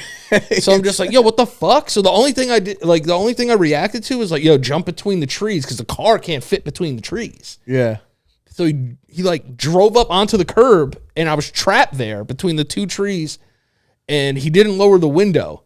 At that point, he just fucking was like staring at you, like a killer. Yeah, bro. And then, so I'm like, yo, what's going on, yo? And then he fucking goes into it used to be what was the name of the old supermarket that was there? It's Food Town now. Food Town, HelloFresh or whatever. No, HelloFresh is the fucking company. Yeah, HelloFresh is another. Sponsored by. Yeah. It was Food Town. Hudson? It used to have a song. I don't know. I forgot. Damn, I'm going to remember what the name of it is because they had a jingle and I used to sing it all the time. So anyway, he goes like, tries to kill me, does a Yui, goes into that fucking supermarket parking lot. Yeah. That's now Food Town. Yeah. So I'm like, oh shit, like, yo, what the fuck? Like, I'm looking up at Jonathan and Jonathan's like, yo, like, come on, like, yo, like, come back inside. Like, what's going on? I have like no shirt on and no like shoes. Like I like, literally just went on there, out there to see if he's okay. Right. And Dad's trying to fucking twisted metal you. Yeah, dude. This dude's trying to fucking clown face me. Yeah. So I'm just like, what the fuck? It's like Christine. So I didn't see that he was coming back. Oh god. So now I'm in the middle of the He's on the street. prowl. He's on the prowl. He's trying to hunt you. Yeah. I'm just like, yo, what's going on? You're like an animal being hunted. And I'm looking at Jonathan and I'm in the middle of the street and Jonathan's like, yo. Like, go. And I was like, yo, what's he talking about? And fucking Dad just came around the corner and tried to hit me again, dude. Jeez. So he drove the car up onto the sidewalk and blocked the side stairs that lead up to our apartment. So you couldn't fucking go up? No, I literally got up there. It was like fucking Tom Cruise, like Mission Impossible. You just got like up. I was literally doing all my own stunts. Yeah. So I jumped onto the stairs. Yeah. And he lowers the window. The car is as close to the stairs as possible. Yeah. And I was like, Dad, yo, like, what's going on? Because, yo, we're so flabbergasted that this is happening. Right. We did not disrespect him at all. We didn't say anything. He said that we were talking about him. I was like, yo, Dad, we're talking about, like, Ruben Sierra and Manny Ramirez. Right. Like, we're playing MVP baseball. Yeah, we weren't. Yeah. We're not talking about anything besides how we can win the pennant. That's Yeah. the only thing we're talking about, bro. No, we're trying to bring a world. I'm thinking about you crying, and you're like, fucking, it's the pennant. That's what it was. Yeah. And it's funny that you're wearing a Pittsburgh Pirates hat because the team we were playing with It's was the Pirates? the Pittsburgh Pirates. Oh, shit. What we would always do is we would take a shitty team and try to build that team into a Yeah, contender, yeah. make them a really good team. Oh, so it was like Moneyball. Yeah, so we basically were on our Moneyball shit. That's what we would do every weekend. Right. He would come home from New Paltz, and we would play MVP baseball until the fucking day came. Yeah. Because like Uncle Dom was cool with us like staying up mad late as long as we were home. You know, Yeah. he's like, you guys are home, like you're safe, like do whatever. you Right. Yeah. He was like that. Yeah. So Jonathan's like, yo. I get to the stairs or whatever. He drives up on the stairs. And he lowers the window. And he's like, if you come down here, you're going to die. Oh, my God. So, think about the confusion. I have no idea why he's doing this, bro. Yeah. And you're like, what the fuck? You're like, It'd be different if I was like, Yeah. yo, Dad, like, lick my butt. dude, you must have been like the kid at the end of The Shining when he's running through the labyrinth. Yeah, that's what it was. Daddy. Yeah. He's like, Daddy. Yeah, that's what he was just trying to like you're kill just me. And I know to this day he'll say that like we said something. Yo, we didn't say shit. Yeah. Like I know deep down in my heart Right. that I did not say shit. Yeah. We did not say shit. He for some reason. Well, how would you guys have even known that you were disrespecting him if he didn't tell you that you were disrespecting him? I think maybe we were just being loud at one point, Right, but right. then even then we quieted down. Right. Like, By the way, guys, this is like our parents are fucking amazing, but like we drove the them. story's outrageous. We did that part's outrageous, but like we did a lot of things to terrorize our parents that we didn't know that we were just like we were too selfish to care about what they wanted because they just gave us too much freedom. Yeah, no, yeah, And- that's for sure. And I think at times it just drove, them crazy. Like I don't. I mean, obviously it sounds like very close. I don't think he would have actually hit you. I just think he wanted to fucking put some fear in you because he was think- probably like, these bitch ass kids don't learn. And then he probably really did disrespect. Because Dad's one thing was like he did not like being laughed at as a like Dad doesn't like being the butt of a. I mean, he would like jokes. But Dad doesn't like being the butt Dad of a joke hates for too jokes. long. For too long. No, he Like likes if, jokes. No, like if Dad ever fell down, like you couldn't laugh at him. Yeah. He doesn't like being the butt of a joke for too long. No, my father hates being laughed at. Right. So like if he were to like trip in the house or like drop something on the floor, like you can't laugh or Right. you're gonna feel the pain. Especially back then. Yeah, it was really bad. But it's not over there, is it? No, it's not. Okay, so sorry, what happens is I get to the top of the stairs. I'm like, Dad, like, what are you doing? He's like, you come down here, you're gonna die. And he drives off into the distance, fucking disappears. But now we're like terrified. Right. So in our old apartment where my parents used to live, you could see the both parking lots. You could see the bank parking lot Right. and then the shopping parking lot. Right. And then you could see a parking lot of another building on the hill. Right. Right? Yeah. And we're looking for him, right? And we're like, yo, like, where is he and shit? He's on that top of that hill at that other, so it goes Citibank parking lot, supermarket parking lot, and then up a hill where Perry used to live. Yeah. You know, where you can go around that side. Yeah. This guy drove up there and parked and just was staring at us. Like, what do you mean staring at you? Like, He was out of the car, standing there like Michael Myers, like staring at the window. yeah, that's the part that you guys told me, and I was like, what? Yeah, bro, he was there and like still like flashing his lights and shit.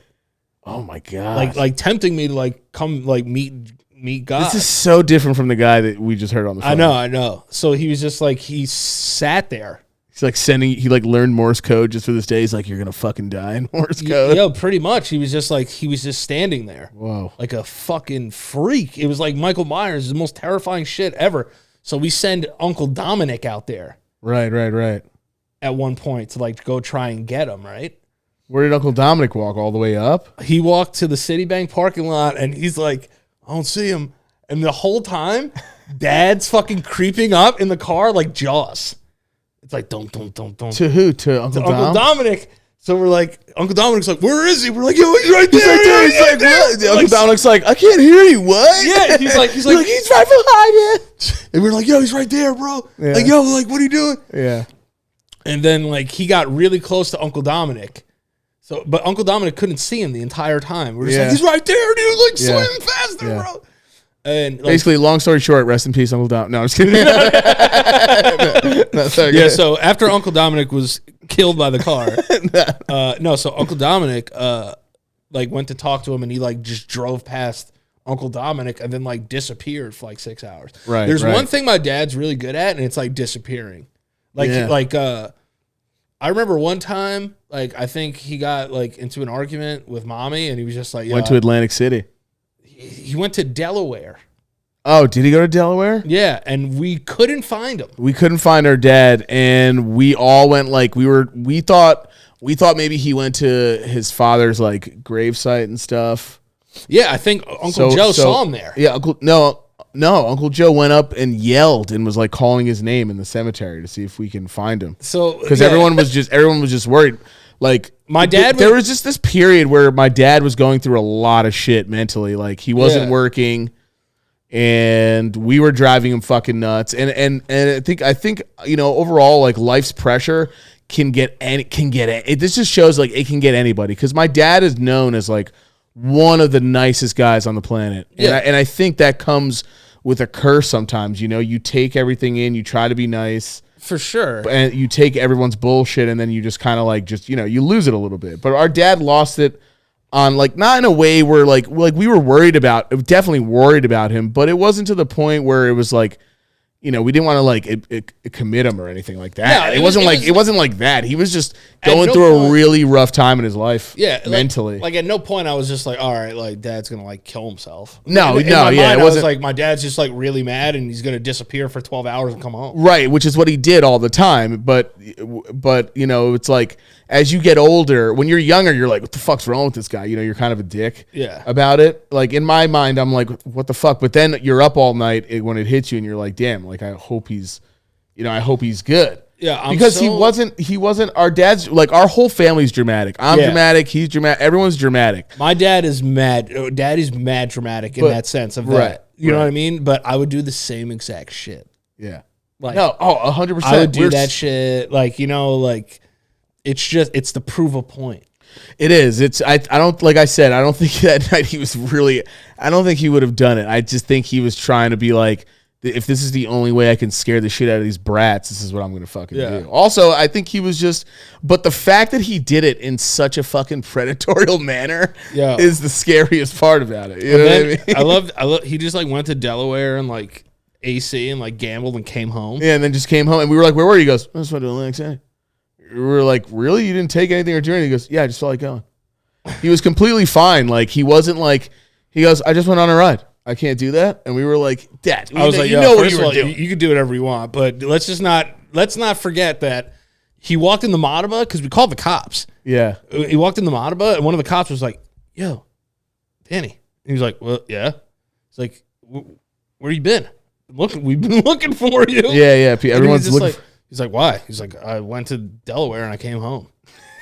Which is his right. He can do that. You know what I mean? But anybody that's listening to that story probably feels like, yo, your dad like is fucking nuts. But you have to really understand how horrible we were as children. Yeah, it wasn't even just us. I think just being a family man is a very stressful thing for some people, especially when your whole family is kind of just psychotic. I mean, we were all getting either like arrested sometimes, or the kids were up late. We were doing fucking coke, like, you know what I mean? We were fucking stupid. We were stealing their cars. We were taking money. I was stealing money. Like, we weren't terrible. We were not terrible because we could have been way worse. Yeah. Our parents just didn't want us drifting off into like I was selling drugs and shit. We were I wasn't hellacious. We were hellacious. So right. a lot we of were that, just dumb kids. We were stupid. We were really dumb, and it's just a stressful thing to be a parent. I would imagine, right? So yeah, and like in that sense, it was a hellacious living environment. I would say.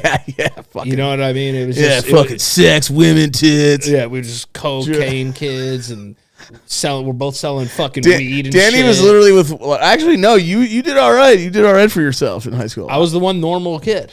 Yeah. That's why like dad had so much promise in me. Right, but you were, I think, the biggest smart ass, or weren't afraid to be, to dad. But also there were things that you legit, like when the bill was crazy on the Nextel, isn't that why you smashed it into like a million pieces? No, yeah. So or no, you came home late. no, I think. I was talking to my ex-girlfriend. Yeah. I was talking to my first girlfriend on the phone. Right. And Dad was like, "Why are you outside on the phone?" So Daddy came and took the phone and just fucking Gronk spiked it in the front of the house. Right. Yeah. And he was just like, then he like showed me the bill and he was like, "This is what you're doing." Also, I'm failing like every class at this point. You know what I mean? Yeah, like, yeah. We didn't give a shit. yeah, we were as bad without being horrible. Right. I I was punching windows. They had to pay for that bill. Yeah. I fucking fell one time coming back from my uncle's house during the summer and fucking and the fucking. Do you remember that? Yes, that was bad. I used to go and watch. I used to go and I helped my uncle sometimes, like with very little stuff with my grandmother because she was getting old and she had broke her hip. She fell. So I used to go there, and the payoff was I would use the computer. Like I would use my uncle's Gateway Windows computer. Fucking remember Windows 98? Pino 914. Fucking AOL Instant Match. Yeah. Fucking so I remember I used to go there all the time, and like I would help my uncle here and there, like during the day. But later on, I was like, I'm not. That's all the heavy stuff is you, bro. I weigh like 60 pounds. Yeah. Our Uncle Joe's huge. Yeah, big. Our whole family, like all the guys in the Italian side, are like tall guys.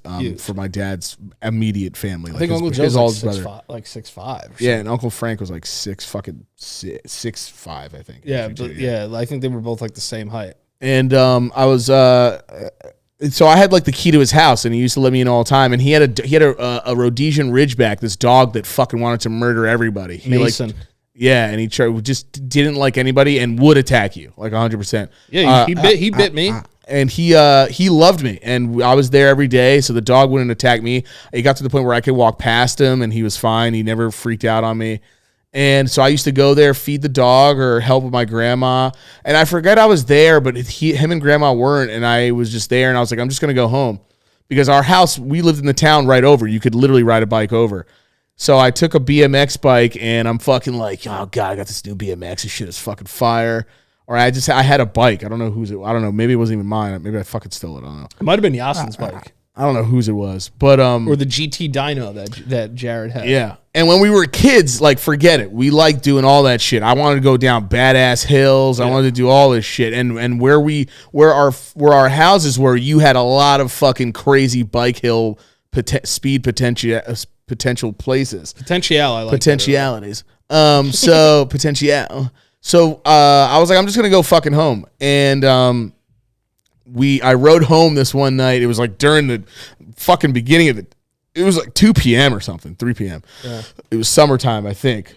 Yeah, it was. So I take my bike and I go all the way there, and I get to town. I go from Yonkers to the town that we lived in, and I get there. And I'm like, yo, I'm going to fucking do some gangster shit. I'm just going to fucking ride so fucking fast and like feel the fucking passion of fucking speed. And I'm like on this fucking bike, and I'm just like, yeah. And it was not the kind of bike to be doing this, but as the bike, I found this one hill on Broadway that's near my house. Like I was literally almost home. And we're getting home, and there's a car behind me, and I'm like, fuck this car. I'm going to go faster than this fucking car. I was just a kid. And I'm like, I'm going to go so fucking fast. Yeah. Speed took over you. And I was going really fucking fast. And for some fucking dumb reason, I'm like, I'm going to fucking go with the pedals. And I tried going with the pedals at like 40, 30 miles per hour. And they were going like this. And I'm like, I'm going to ride with the pedals.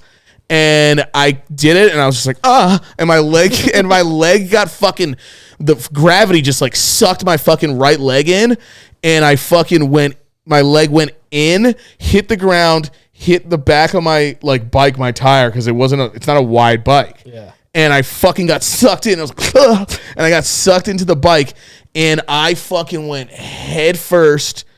I went head first down.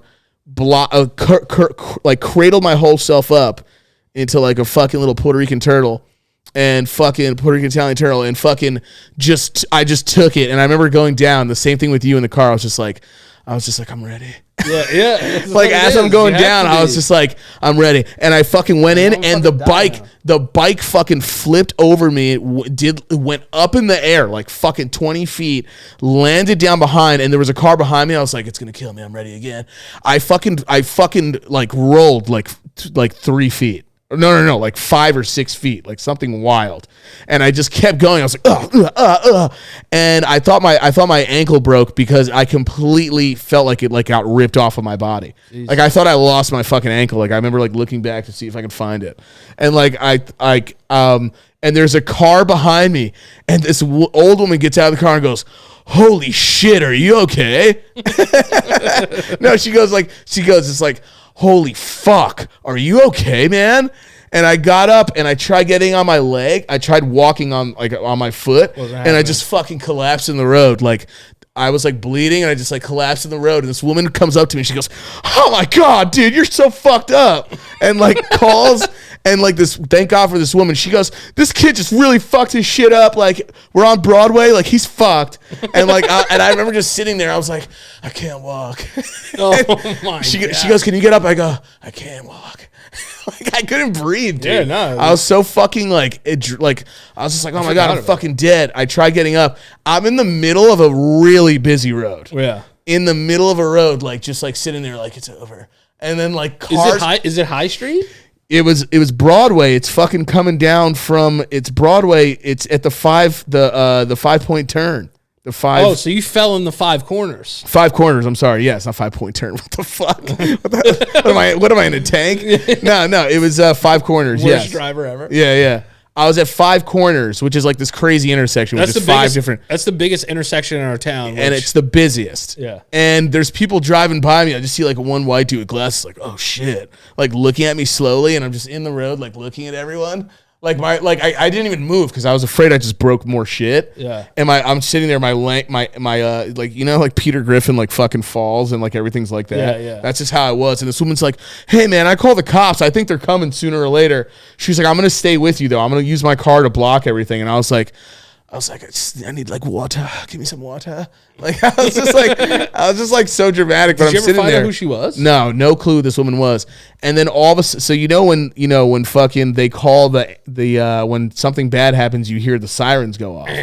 So I'm sitting there. All of a sudden, you just hear, and I'm like, oh my. And at the same time, like I'm dying, I'm also thinking like, holy shit, that's for me. Like just for little old me. It's like they're letting the city know. Everyone's going to know my name tonight. But really, I was actually just embarrassed because dude, when she got out, she goes, "Bro, you went like 6 feet, man." She goes, "I can't believe you don't have like more blood coming from you." She's like, "I thought you'd be leaking." And she's like, "Just sit here, dude. Like, just breathe." She's like, "I'll stay with you." She goes, "You might have broke your ankle or some shit. I don't fucking know." And then you guys were all at home. Yeah. And what was that like, that point of view?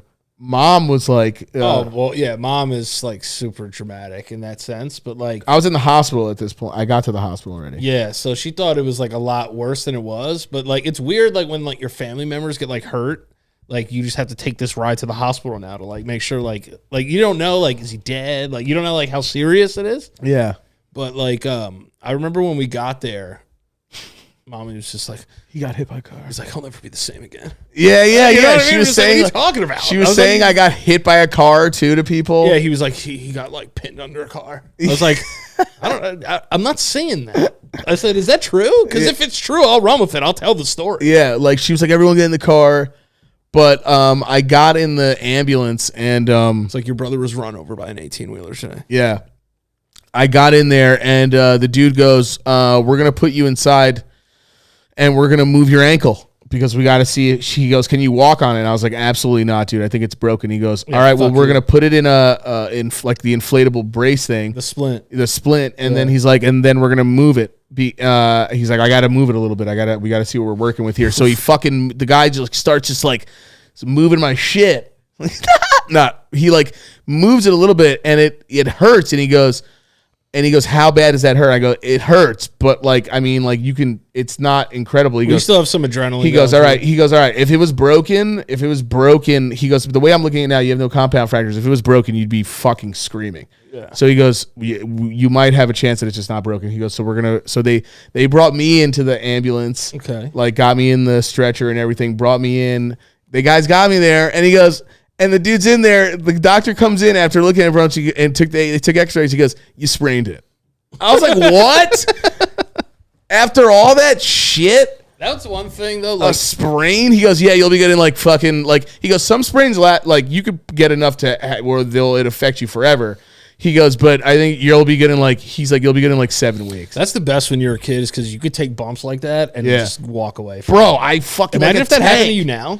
Oh my god, bro! I'd be like fucking Samuel Jackson in Unbreakable. Oh, When he falls down the steps, you just hear all the. He's like, it's like, oh, imagine I just came out in a chair and you were like, Mike, are you all right? I would have been like, that's not my name anymore. call me Mr. Glass. They call me Mr. Glass. And you have like the same fro and shit. The same And, like hair. the purple fucking jumpsuit. and I just go right past you, and like my neck's back, and you're like, what the fuck did you just say? Just fucking Bruce Willis is like mopping up in the background. Yeah, What was that other story too? this shit was crazy, man.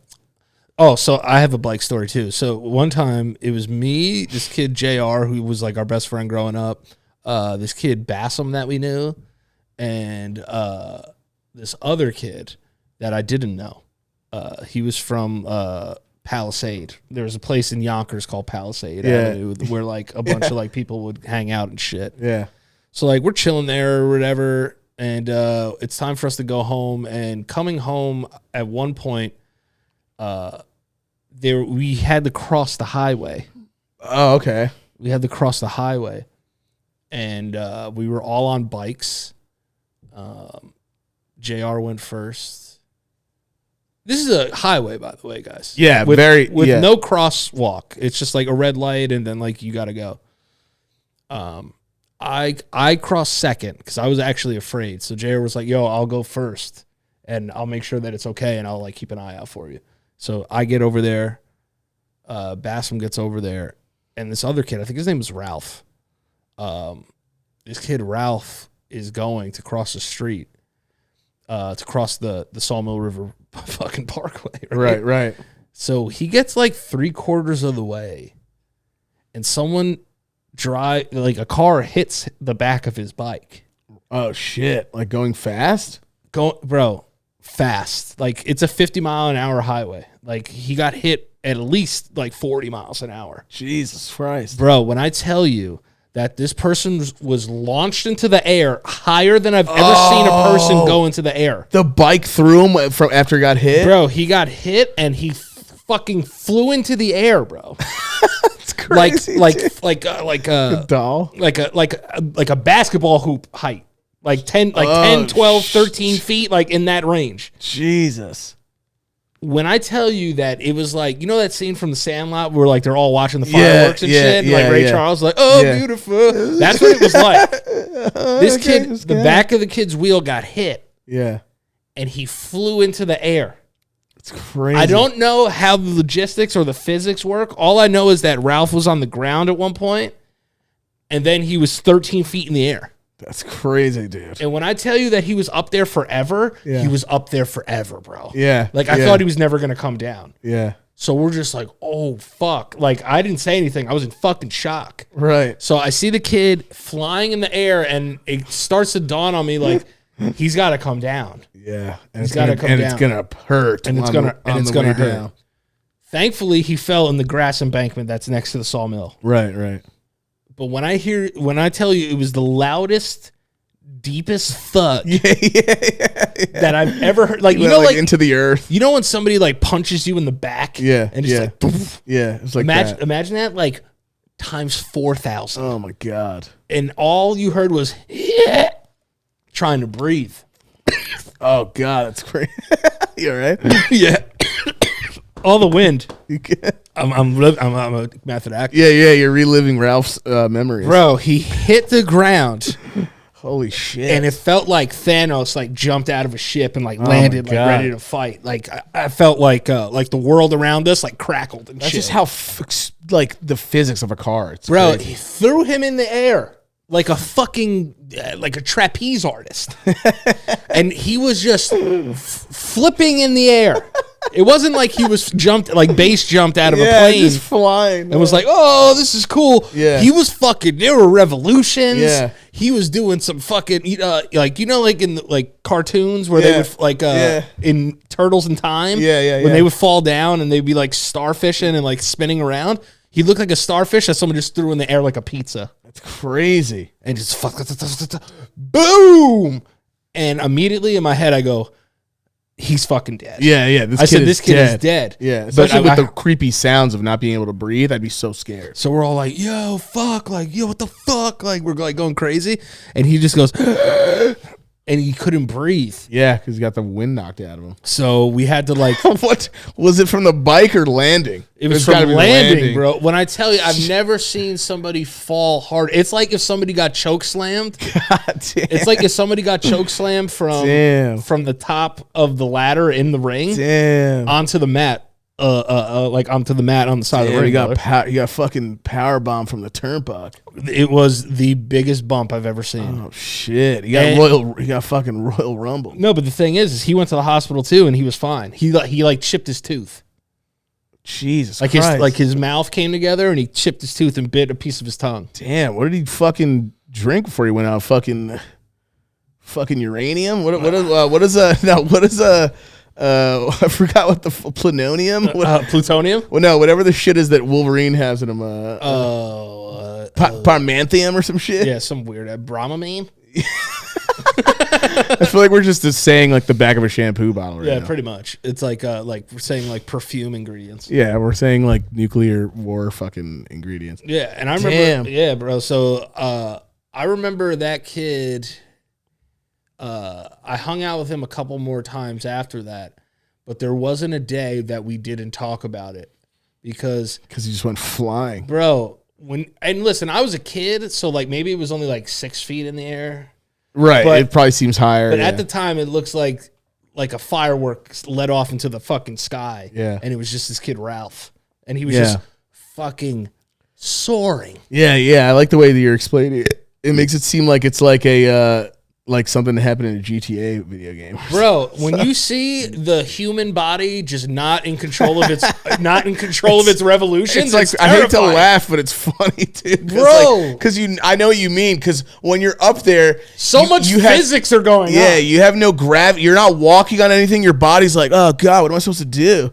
And you just kind of like just move around and do like this little like air dance, and then the next thing you know, gravity's back. Because if you think about it, right, we're just all crossing the street, right, and then this amazing mashup of science happens. Yeah, you know what I'm saying? It's like impact. A lovely life experiment. Just impact, right? Yeah, right in front. Then of that is another thing. It's like like those people that go in their backyard and like knock over like a rock and it like ends up like being a basketball shot. Yeah. That's like what it was. Yeah. So it was like ding dong ding dong.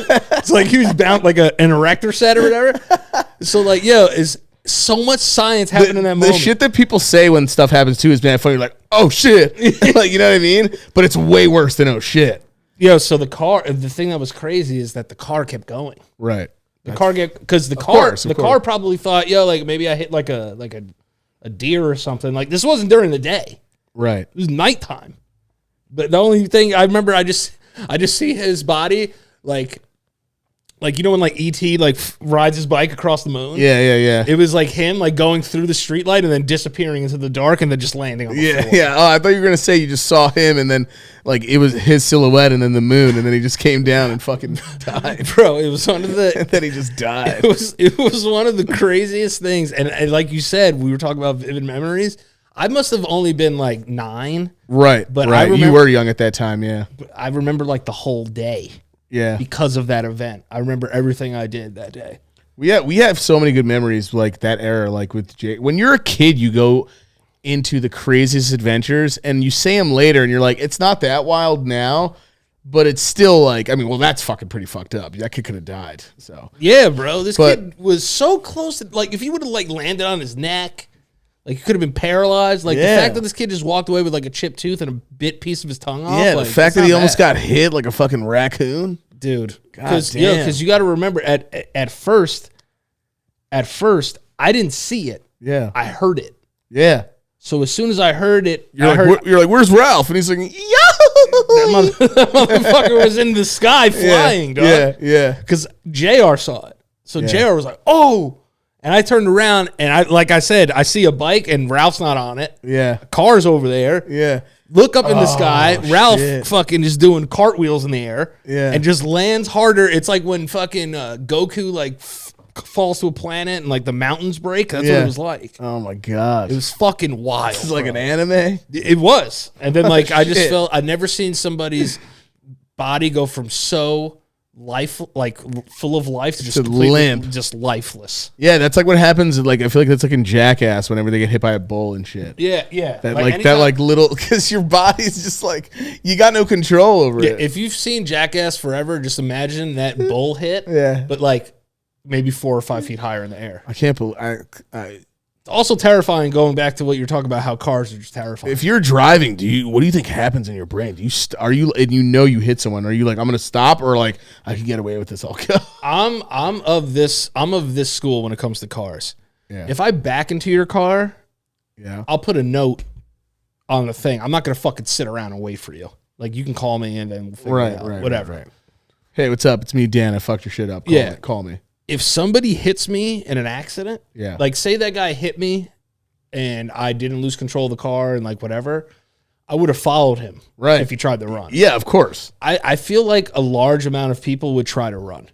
I think Because there's so much adrenaline. It's almost like it's fight or flight at that point. right. So you're right, like, oh right. fuck, like, and then you Right. think about the ramifications. I feel like it's more in the human nature for them to fucking take off. In my head, I'm like, damn, I have one last chance to make it into heaven by turning around right now and doing something right. Yeah, Otherwise, I'm gonna be dancing with Satan for the rest of my afterlife existence. Yeah. So I'm just like, I think I would be like, oh my god, I just hit a fucking human, yeah, and then I would turn around and go back because, bro, we did that for a raccoon.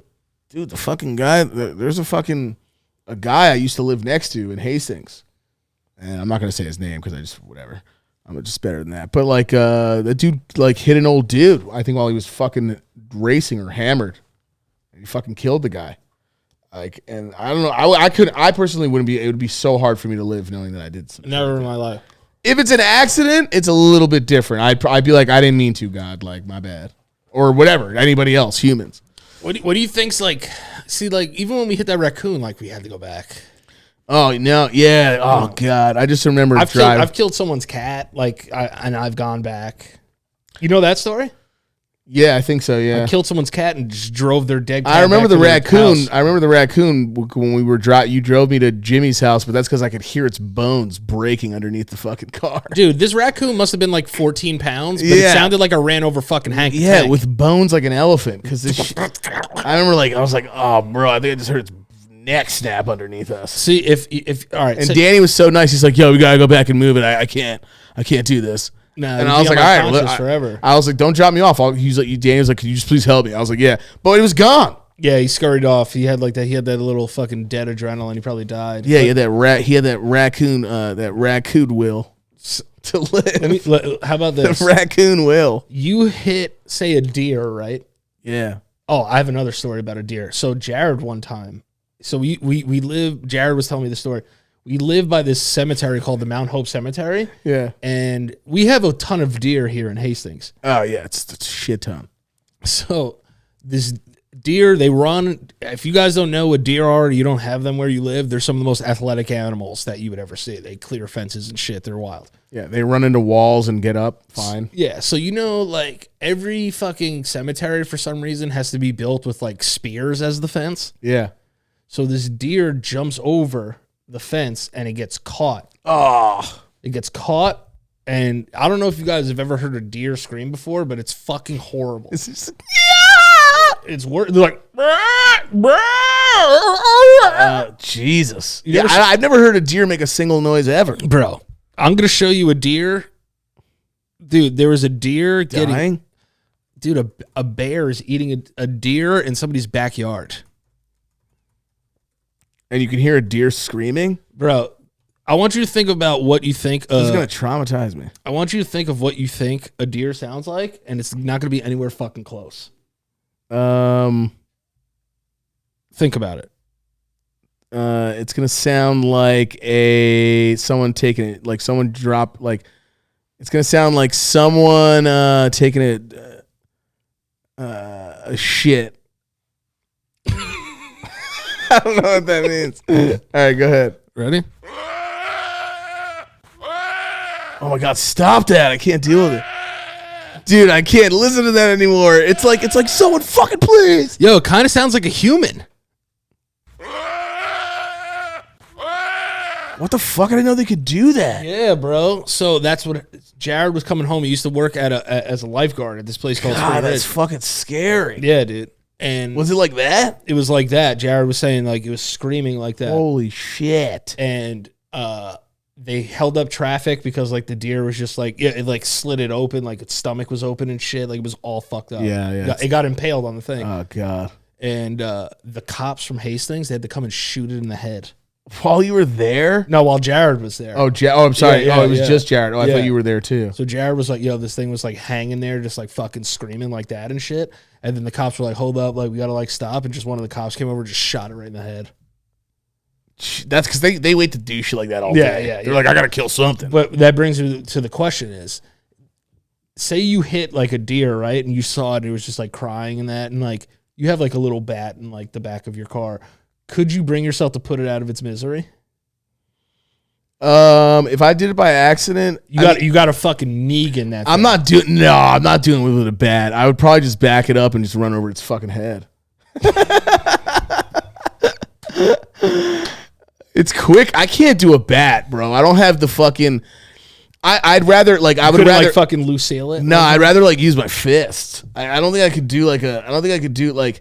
Like you put it in a rear naked choke, like me, myself, and Irene. Also, I'm bullshitting. I would probably use the bat. Yeah, I don't want to touch that thing. I would definitely not use my fist. If I knew- I don't know why I just said that. If I knew that it was one bash away from like being put out of its misery, I think I could muster up the energy, but it would stay with me forever. Is it weird? I feel like I could punch a human more than I can a deer in the face. Yeah. Also, of course I can, because if I punched a deer in the face, my knuckles would turn into fucking liquid. Did I ever tell you the story? You know how hard their bones are? I would break my whole shit on its face. Do you remember when Ziggy got trapped in the backyard Yeah. with a deer? Yeah. And I went like that? Yeah, and you punched a deer. I punched a deer. I've punched a deer with my hand. Yeah, it's all muscle and hard bone. Yeah, so Ziggy was back there and it was doing this fucking weird, like fucking kick shit. Yeah. It was weird. And like Ziggy couldn't get away from it. Yeah, you found a violent deer. Yeah, so I was just like, yo, because it couldn't clear that fence. The fence was too high. You found one that was bad about it. About it. So I ran out there. I was like, like, making like mad weird noises like that I've never made before to try and get the dog like freed up. Right. But every time like Ziggy was trying to move, like the deer was just doing fucking weird leg shit. The deer was like, I'm about it. Yeah, just doing weird shit. So Yeah. like I kind of just like ran up and was like, Yeah. like grazed it with my hand. I was just like, Yeah. and then like for some reason the deer like kind of like freaked out because like a human was around. Right. And it ran through the side yard into the front yard and went to jump the neighbor's fence and completely wiped out and crushed their entire fence. Oh, really? Yeah. Yeah, because they're huge. Bro. Or I just was- the meat that's in them too. Like Yeah, so like I had to save Ziggy's life stacked. I do remember that, I think. with the most fucking worst punch I've ever threw. It was with my right hand, first of all, and I'm left-handed. Danny was like, yeah, you think you're about it, but I doubt it. I'm about to snuff this deer. And I remember just being like, if I could just make contact, no matter the contact, I punched a deer. I don't care what it is. Right in the It was face. just like, Yeah. and it was enough to get him away. And then he fucking took off and crushed the neighbors, the Paquettes next door, like crushed all their shit. Only thing I ever did to a deer once is it was Halloween. I was hammered, and we went around egging shit. And then I was just walking home, and I had like 2 eggs left, and I saw one fucking deer, and I just fucking Randy Johnson to fucking a fucking egg at yo. When I tell you, it didn't even react, and like the fact that the egg hit the deer's thigh, and it literally cracked into 8 million pieces. Like because deer, it's such a fucking tough, like, you know what I mean? Yeah, They're all muscle. The egg literally just like fucking turned into water. It like disintegrated. And I love how it probably just went. Dude, I've never seen an egg crack so beautifully. Like there wasn't even noise. It was just like, like, And also, I was such a like. This is what we were talking about. We were dicks. Like I didn't have to hit that fucking poor deer with a fucking egg. No, but you want to know what it is? They're kind of pests. Yeah, but I probably marked it for. You know how many? I probably marked it for predators. It probably ran around, and a fucking wolf was like eggs. Like you know what I mean? It probably died later that night somewhere. Like you ever think about? Damn, I get to go home. That fucker's got a night out in the forest. Oh yeah, a life. Yeah, a rough one too. Like he goes home later, he's got to make sure he doesn't get hit by a Camry. Yeah. He's got this dickhead. Like I show up as like a human, just like teasing it, throwing an egg at it. He goes, "Come on, bro, I gotta sleep in my own shit later tonight." But that was our lives though. We're almost hitting deers every day you drove here though. Yeah, they were just popping out nonstop. They're just dude. like, oh, going. They still do. Yeah, just like Ralph, like flying out there. But think about that life. Like they gotta go. He's like, bro, I'm trying to like collect like berries for my kid. yeah, You just like chill. I'm just trying to get these ticks all over everybody. Yeah, that's another thing too. They do. Fuck deer, bro. Fuck them. Because you want to know why? One time too, I have a fucking deer story. So when I was walking, I know you got like 7 of them apparently. when I was walking home, Because one we're from time- here. Yeah, there's just so many deer in Hastings. So like when I was walking home one time, you know the like Echo Hills, the walk down little area. Yeah. So I'm walking by and there's this big ass statue there of like he's not heavy, he's my brother. Yeah. Or Yeah. whatever. Yeah. Yeah. So like there's a deer there and I'm just like, oh, like I was like, I don't know, for some reason I'm like kind of drunk. I was like, this is like kind of cool, like whatever. Yeah. Yeah. And I'm looking at him and like he's looking at me, and then I turn to my right and there's another deer here. Then I turn to my left and there's another deer here, and then I turn around, there's a fucking deer behind me. They like fucking Oh, you were getting fucking ganged on? they fucking surrounded me. Like they Damn. were like all just kind of like looking around mad weird, like how deer do. And I Yeah, just remember yeah. just being like get out of here, like Zangief, like I did like a little spin punch. Yeah. Yeah. Yeah. You know, I was like, just get out of here. like, The Jennifer Love Hewitt spin. yeah, and then like they ran off and like shit like that. I know what you did last summer spin is so epic. Pretty much. So I was just like, all right. So that was like kind of weird. But the thing about deer that scare me the most is they're kind of cute, but they're terrifying at the same time. It's like, Right. why do you have fucking antlers? Yeah. Yeah. And what is it? It's just bone, isn't it? That just seeps out of their body. Like, is that for you? Like, that is made for you to impale me. Yeah. Yeah. That's fucking crazy if you really think about it. Yeah. It's scary as fuck. And we have bitch ass skin compared to them. Oh, dude, so pierceable. Yeah. So piercing. So pierced. And the other thing too, So Guy Pearce. the other thing that wilds me out too, like about like certain shit is like the evolution, right? Like they needed to like spear people at one time, so like Yeah. that just started growing out of their heads. Yeah, did they think about it and it Yeah, happened? that's what I mean. Everyone's like, because you have to adapt. I'm like, I want to adapt to being rich. I can't do that. Yeah, I can't just like make my bank account grow for like manifesting it. These motherfuckers manifested horns, and then like think about that fish that has it's dark down here, so I'm just gonna grow a light bulb on my head. Yeah, I'm gonna learn how to bioluminescent this whole fucking underrealm of fucking scary shit. How does that work? And then like That don't make no sense. I understand. You don't understand more than anything. The little fish that lives off of its fucking vagina and sucks like particles out of it all day.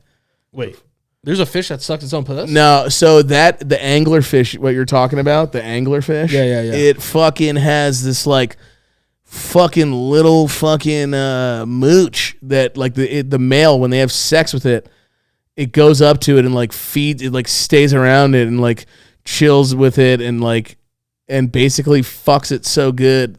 The angler fucks it so good that it just stays there attached to it forever, and it like forms into some other shit. It's tight. That's fucking dope. Oh, it becomes like a super fish after that? No, it just like dies on top of her. It just like fucking fucks her so good he doesn't want to leave the puss, and he just dies in the puss. I never. I think that's what happens. It's something like that. But you're right though. Like, how do we just adapt to that shit? How do they just adapt? It doesn't make Like- any sense. like Like, a- why haven't we've obviously evolved? Like, you know, if you believe in evolution, which you should. Yeah. You know, like we were like a little fucking a fish probably at some point, right? Like some kind of weird wet amphibious thing. Yeah. And then we became like these hairy humans, right? At some point, are we going to evolve again, or are we done? I don't Like, know. have we created enough infrastructure around? I us think that- I think we are right now. I think we're slowly becoming fucking cyborgs. Yeah, for sure. If you see how we use our phones, we're getting closer and closer to it. The time is more like there's more time being invested to it. I feel like they're getting closer and closer. We're thinking about more ways to put it inside of us. Yeah. This is our evolution. We're like all going to be part fucking Borg at some point. The other thing too is like, That's what I think anyway. That's our evolution. and that's funny that you say that because I was thinking about this, right? Wow, it's a weird evolution. At some point, like I was watching an old like Iron Man clip on like movierants.com or moviescreeners.com, whatever that thing is that shows all those scenes on YouTube. And you know how The one that sounds like a casino after the scene is done? Yes. That's, you know, his fucking heart that he puts in his thing. Like, that's going to be a real thing one day. Oh, yes. Something Where to somebody- keep your heart going or, yeah. No, like, people are just going to be able to replace their hearts. Yeah, did you see? With full on, like, cool light up No, shit. did you see there was a 3D printed heart like a few years ago? You know, like that. they're going to make fake lungs and shit. Yeah. Like, they're going to make fake brains. Like, this shit is fucking crazy, bro. Yeah, or just replace, like, I mean, they already do with other shit. Like, people are going to live forever at some point. Like, that's in terms of, like, we'll you think so? Yeah. Because Yeah. gravity has to do a lot with aging, so we're basically like fighting everything that is godly, right? I guess. Pretty much. If you really think about it, humans probably weren't now, like, with advances in science and medicine and shit, like, realistically, for the way that the world is made, we're not supposed to even be living as long as we do now. Really? Because, look, think about it. Because we've made such advancements in fucking... This is why I humans... feel like we're dying faster, don't you think? No, we're living longer than ever, brother. Yeah, I guess so, yeah. But the world has ways of, like, regulating itself through, like, shitty foods and, like, shit You got to like have that. bread, though. You got to have bread to live a long time. Poor motherfuckers don't make it. Poor motherfuckers don't make it. So In this country, anyway. because if you really think about it, though, like, people used to die from, like, dysentery and shit. Like, Yeah, you know what dude, I mean? Terrible deaths. Like you would die from shitting your pants. Yeah, like you had like fucking herpes and tuberculosis at the same time. That's what I'm saying, bro. Like, I was playing Red Dead Redemption 2. I was like, this motherfucker has tuberculosis. Like, yeah, dude. like I'm dying now, and like throughout the game. Sorry if that's a spoiler alert, but the game's like 15 years old. Yeah, bro. Yeah, it is. Yeah, get with it. Tuberks. Like tuberculosis, like nobody fucking dies from tuberculosis. Not like that. Yeah. You know what I mean? It's so like we're all supposed to be like humans might have been. You just fart? No, that was an inner. That's what I like to call inner fart. I like the the inner chamber farts. They're still farts, but they happen inside. Yeah, you. they just happen inside you and on their own. Because you're that's exactly what it sounded like. It sounded like Jay-Z. What's that? Yeah, or like the beginning to the DMX song. Sorry, go ahead though. No. But what were you saying? It's weird because I feel like humans we're already supposed to be extinct. Like we're here on borrowed time because we're the illest. Like we just made advances in fucking science and fucking and medicine and shit. Yeah, I know, like deer, like if they cut their leg, they like lick themselves. Did you see that guy a long time ago? He has a chip in his body. When he gets home, his house is like, "Hello, David." Yeah, that's fucking. And when he leaves, it like locks automatically or something. That's kind of cool. I would do that, but that's just purely for a flex. Like, a part of me would be afraid that like. But we all have Jarvis. I mean, we have Siris, we have Alexas. Like, we're getting closer and closer to more Jarvises and shit. You know. And I think the older we get, because that's how it starts, movies. Yeah, because if you really think about it, it's like our parents like saw like one of the first TVs and shit. Yeah, like we're gonna have to like when we're old, we're gonna see some ill ass shit. Yeah, if we can get there, this fucking Russia shit is crazy, bro. Yeah, I mean, even in that whole fucking like situation, like even like what I'm doing now, like I made my cameos half off. So, like, I'm just going to donate that money to the Ukraine. Yeah, because I saw people getting on Kylie's ass. Oh. She was like, I support Ukraine. Then it was like, what's up, guys? Make sure to check out fucking Kylie powder, half off. Like, whatever. Like, why don't you, like, sell a bunch of Kylie powder? And like, it's just the like, the comparison of, like, caring and then not giving a shit and then only caring about your business afterwards. Yeah, and honestly, all the Russian people that I know, so, like, I have a Russian barber that I'm cool with. And, but like, why are people still so... wait, you have a Russian what? I have a Russian Jewish barber. Oh, do you really? Yeah. It's fucking fire. I was talking to him, and he's like, yo, like, we don't want this fucking war either. No, there's a lot of people that were protesting against and listen, I don't know like a lot about anything, you know, like unless it's like making people laugh. Like I think I know a lot about this. I really think this is the beginning of the end for Pootie Poots though. I'll send you a video that I watched. It's 16 minutes long and it literally breaks down absolutely everything in 16 minutes. Like you can ask me why and all this and I'll tell you why exactly everything's going on there. Yeah. See, like if Russia's not behind this behind this, right? So I think this is the beginning of the end for the Poots. If the people aren't, he's going to keep trying. The thing is that I think maybe here's the thing. He's a fucking former KGB agent. And I feel like he's the wrong person to call a bluff to. But he may very well be. He may just be talking shit. Because first off, he's a weirdo. He's a gaslighter. Yes, he's a gaslighter. He's a weirdo. He literally made a threat to threats that weren't even made yet. He did like a preemptive threat. Yeah. Which is fucking super fucking like super fucking like dictator weird off the bat right there. So what was the threat? I'm warning if anyone gets in the way of this he's like calling it like it's like a cleansing or whatever. You know what I mean? It's like he's weird. He's if anyone gets in the way of our operation, any countries in any way that like will harm us or whatever, you will see the consequences of what of unlike anything ever in history. So that was his threat. Right. But the thing is like Pooty Poots needs China. And China's not down with what's going on right now. Yeah. Poots needs homies. The only homies he's got is, you can guess who. Any places that are like Iraq, Iran, wild. Right. And you know, the big Korea, crazy side of Korea. Yeah. So those are the main people I think that would be down with him, and then he has other people that have no fucking choice. But there's a lot of countries that can be neutral. You know what I mean? But the thing is that if China joins him, everyone joins him, economically, everything's fucked. Right. And what people don't know about America military setting is that where do you think all our fucking money goes?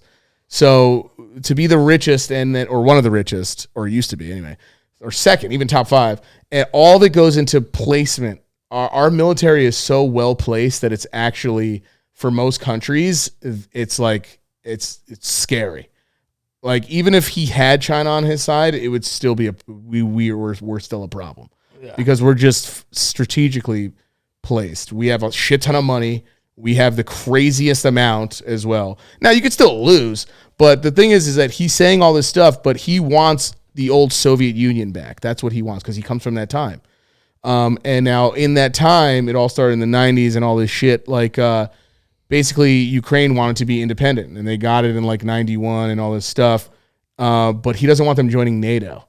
That's really the big thing. He doesn't want he doesn't want a lot of places joining NATO because he sees it as a threat. Right. But he also sees it as he's losing his Soviet. He's losing all that.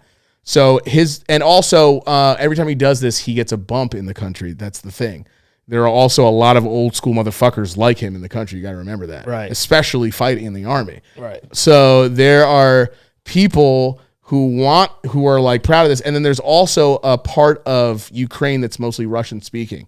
Right. And he wants that part back more than anything too as well. He feels he owns that. Right. Well, it's not even that he owns it. He thinks that they should just be together. He goes, "We are one. This is what we are. Why are we going against history?" But there's younger people like your boy and people that live in Russia that are like younger who are just like, "Bro, move. This is not how this shit is anymore. Move the fuck on." Yeah, you know what I mean? The thing that's wild too, though, is like, did this guy just think like Ukraine was just going to be fucking pussy as fuck? No, I think he knew exactly what was going to happen. Bro, they're riding alongside tanks and just fucking throwing Molotovs. Bro, Ukraine out of the fucking. And I know it's out wild out there, bro. I've never seen. They went from. I mean, again, it's already wild out there before this shit happens. There's tension has been there forever. But Ukraine used to actually have mad military power. They wound up giving it to Russia because they trust them with mad shit at one point. And then all this shit back and forth. Also, like, Russia's huge.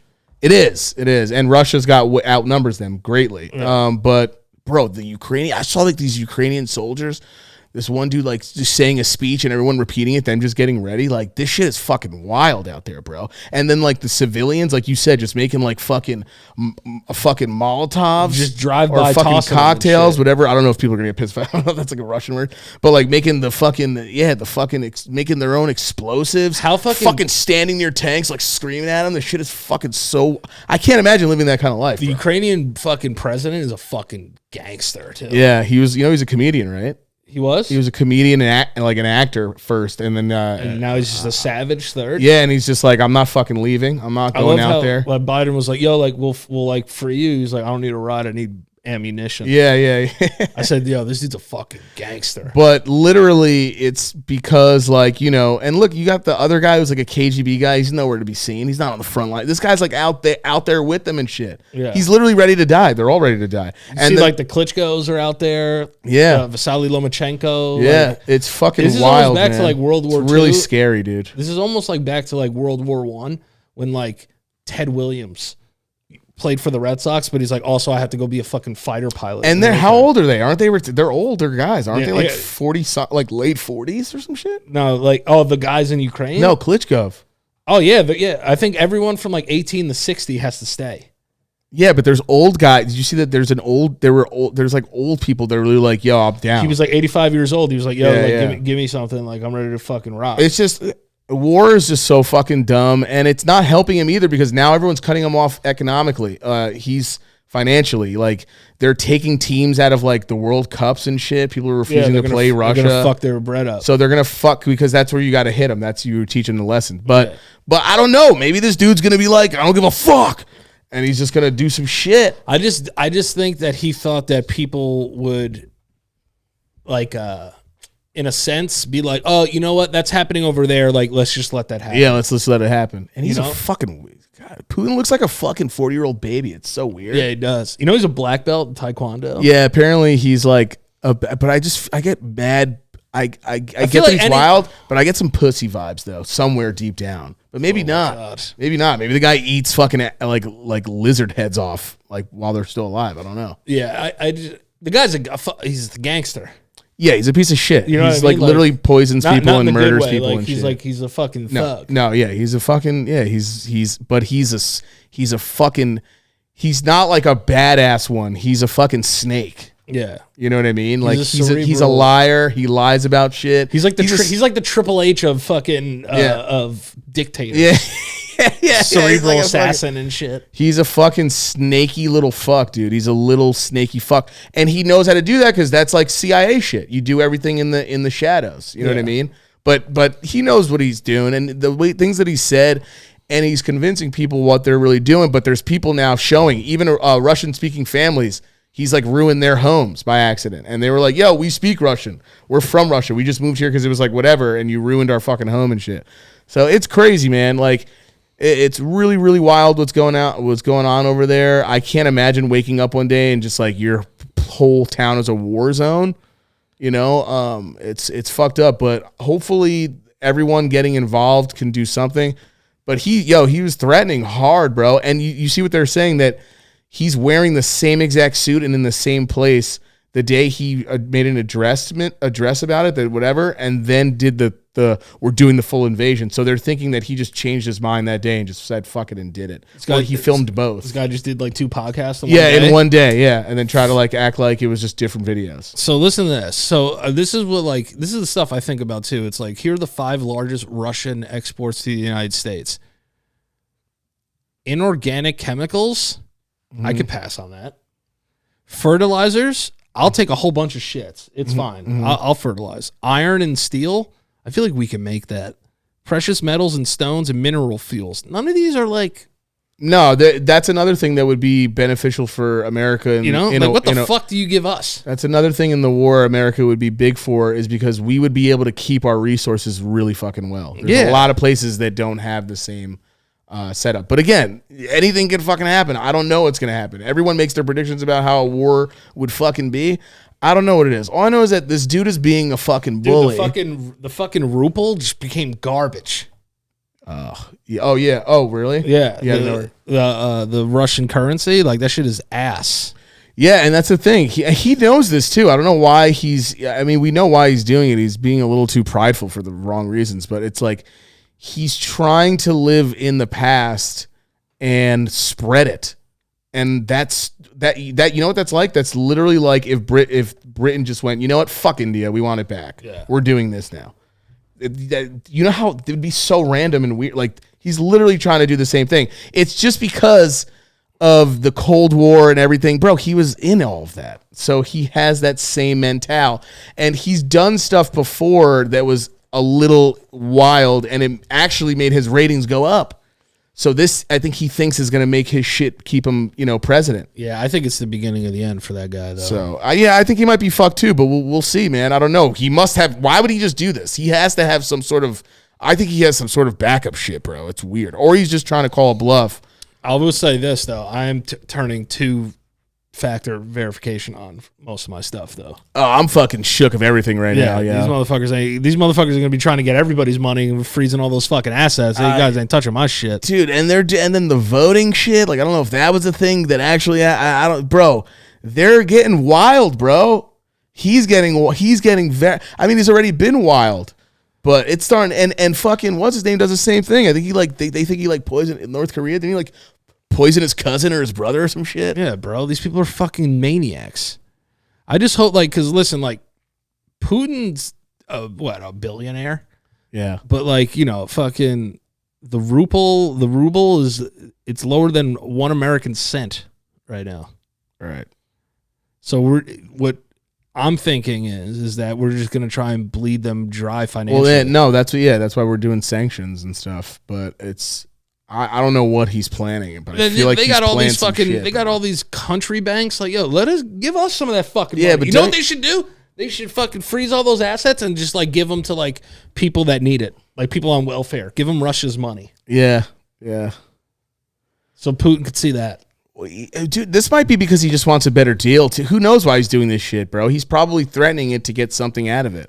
I know that they were in ceasefire talks today, but apparently they'd failed. They were like, nah.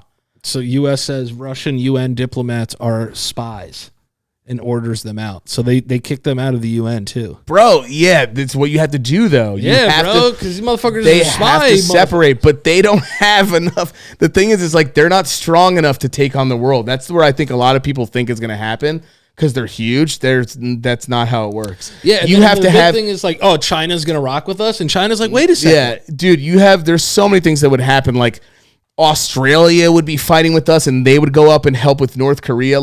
That area, you got to remember, it's the placement of as well, geographically, how everything is placed. Yeah. Where America's you know what I mean? It's where the Earth is in its position in the solar system. It's there's a lot of things that that make us the scariest, but. I mean, this is still scary. I'm not taking anything away from threats. No, this shit is terrifying. But, and I'm not taking away anything that's happening. I mean, what's happening is fucking terrible, but holy shit, man. But I just can't stand people that are just we're all through, here it is. You're dude, we got to see how it plays out first. I know it's scary, but we got to see how it plays out. And again, we're over here talking shit, and Ukraine's going through the scariest fucking thing ever as a fucking nation. But they just signed to, I forgot what it is. I don't know. He just doesn't want them a part of NATO. He thinks it's a bigger threat. He hates all of it. Yeah, he wants to control everything. He thinks NATO's bullshit. And I don't know. Maybe some people think, I don't know. I don't know everything. I'm just doing my own research now because you got to know what's going on. You know what I mean? Now I'm getting older. I'm I got to start doing a little bit of research. So I learned what NATO meant finally too as well. Jesus Christ, I didn't know what that meant forever. Oh, yeah. I remember that from fucking U.S. history, but I never knew what it did. Right. It just was to keep us from a superpower going to, you know what I mean? But technically it's an all-star team, basically. It's an all-star team of countries. Yeah. So and different countries join all the time, and Ukraine wants to, and he does not want it to happen. Well, NATO was basically done after World War II, right? After World War II to be hey, listen, let's not let this get crazy again. Well, yeah, they're around to just keep things in control. Yeah. And he doesn't want, he's so set on old school Soviet Union, and he just doesn't want things to change. He's just an old fucking weirdo. But they're already communist over there. What more do you want? It's just his history that he won't let go. That's why it's so weird. Maybe he's just starting to get loopy. But he's using other things as an excuse, and he's brainwashing people that want to listen to it, bro. He's got newscasts. It's the same thing as here's Fox News or CNN. They have their own fucking, they puppeteer fucking news control and shit like that too. It's fucking. But Ukrainian UFC fighter has message for Putin. Fuck you, bitch. I love it, dude. It's fucking awesome. Yeah, this guy's like 69 years old, maybe just starting to go a little loopy doopy. Well, there were rumors that he was about to dip. I don't know why this is fucking going down. And then he got sick, but there were rumors that he was going to leave, and now he's just doing like this one last hurrah. Or I think it's to keep his. I really think it's all those things. It's to keep him as president as well. Yo, imagine like you're a U.S. spy, like over there right now. Yeah, like that shit's probably fucking crazy, bro. Spy shit is so you got to be, bro. I get fucking espionage, dog. Bro, I can't even go to the store without having an attack. You're gonna fucking drop me, and now I had to just be this Russian guy. Yeah, and I have to be like, you know what I mean? So it is very scary, and like I'm doing my own research because I'm not going to say nothing's going to happen. I mean, this is how you get started. This is how things get influenced. The whole reason that this is all going down is, you know what I mean? Like Ukrainians never actually ever had peace before because of this fucking shit. Like they've been independent since 91, but he's like, nah, fuck that. We're going to take their bases. And he's like, I'm not killing civilians. A bunch of civilians have been hurt already. How can you say you're not going to kill civilians and then like people are filming this from their house? Yeah, well, because they're targeting certain bases, but it's There's literally like a water area. They already did damage. They already hit people's homes. Like, so it's the same thing as anything. Also, you can't control what like a soldier just does. Also, a soldier's going to go out. And I don't know if this is true, but they're saying like they're out there, like, you know what I mean? It's like, oh wait, what is that? It's Putin's daughter. Oh, fucking God!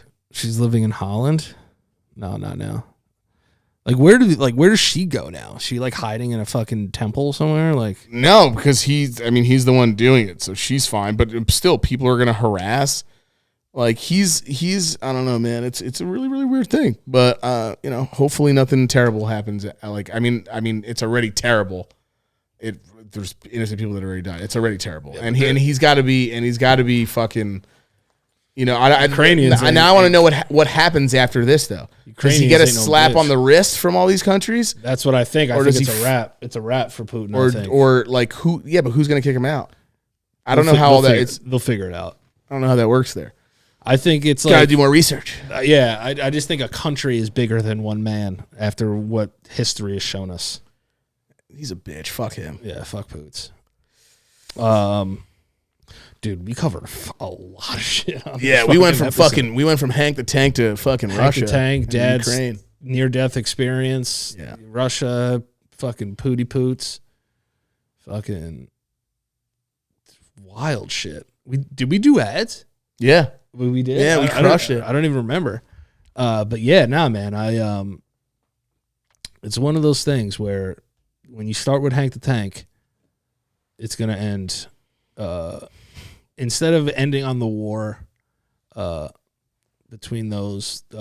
It's a serious thing.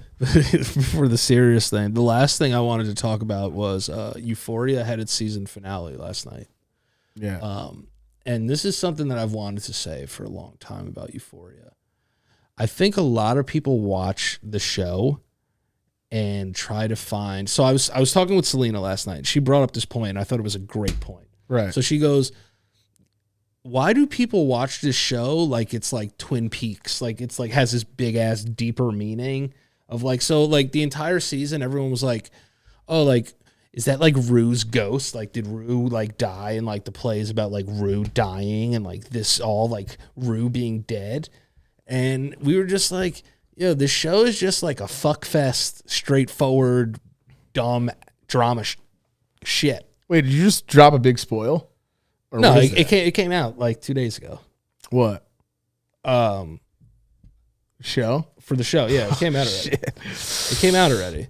Right. But you know what I mean? It's like Rue doesn't die. So there's that. Everyone's seen it. If you've been on the internet, you know everything about what happened. So right. You know, if you weren't on the computer for the last 2 and days. Either that or you just fucked everyone that watches this fucking thing. Trust me, I'm doing you a favor. So it was just like, do you watch the show? Yeah, I watched the show. Oh, I didn't know that you watched it. Yeah, no, I watch it. That gives you even more. I don't watch the show, so I can't critique it. No, so I didn't know that you guys actually watch it. Yeah, no, we watch it. I watched season 1 and I've watched season 2. So shit. The thing about the show is I just really hope that people that watch the show kind of just stop thinking that this is like a really deep show.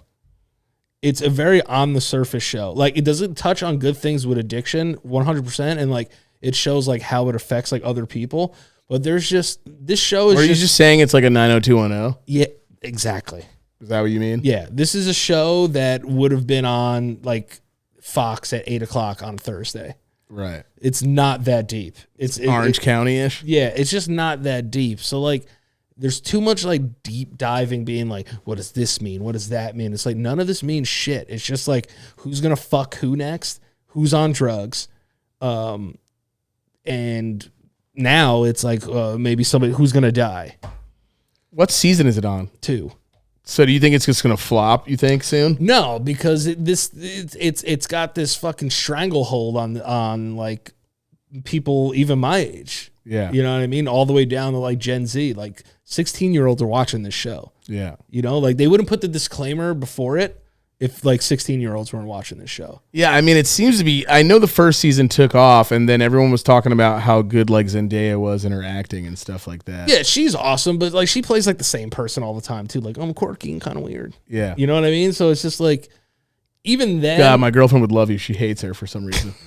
I love her. I think she's great. No, she's really good at what she does. Yeah, I don't know why. I don't know. She's really good at what she does, and the cinematography of the show is very, very good, and Right. and the music in it is Right. awesome. Yeah, yeah. But everyone just has to realize, like, we're just watching a fuck fest, guys. Yeah, I see. It's so weird. Maybe I'll just binge watch it, then I can say some shit. You would like it because it's a guilty pleasure TV show.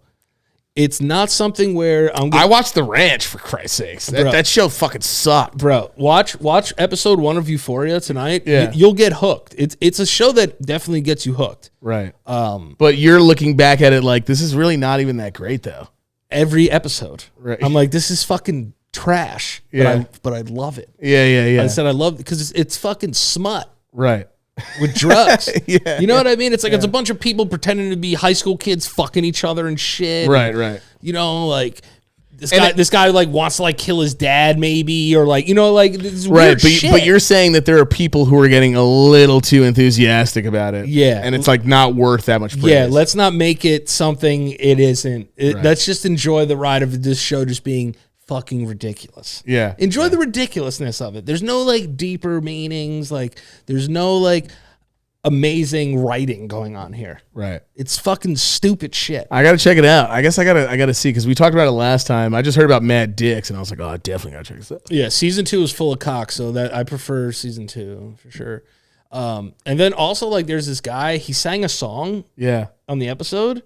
I heard that. And I was like, oh, this is cool. And I was like, why is this song 5 minutes long? It's just too long. Bro, he did the chorus like 7 times. Yeah, you're like, what the fuck? All right, was the song okay? Yeah, no, it was like a good song. Like the guy in real life does music. Yeah. So like you could tell like he's talented, but I was like, yo, bro, like you sang the chorus 7 times. Right, you got to the point where you were like, we fucking get it, bro. Yeah, dude, like I get it. Like it's a weight on your Wait, head. why did it turn into fucking Glee all of a sudden? I don't understand. It's just like There's singing in the show? Bro, you're gonna watch this show.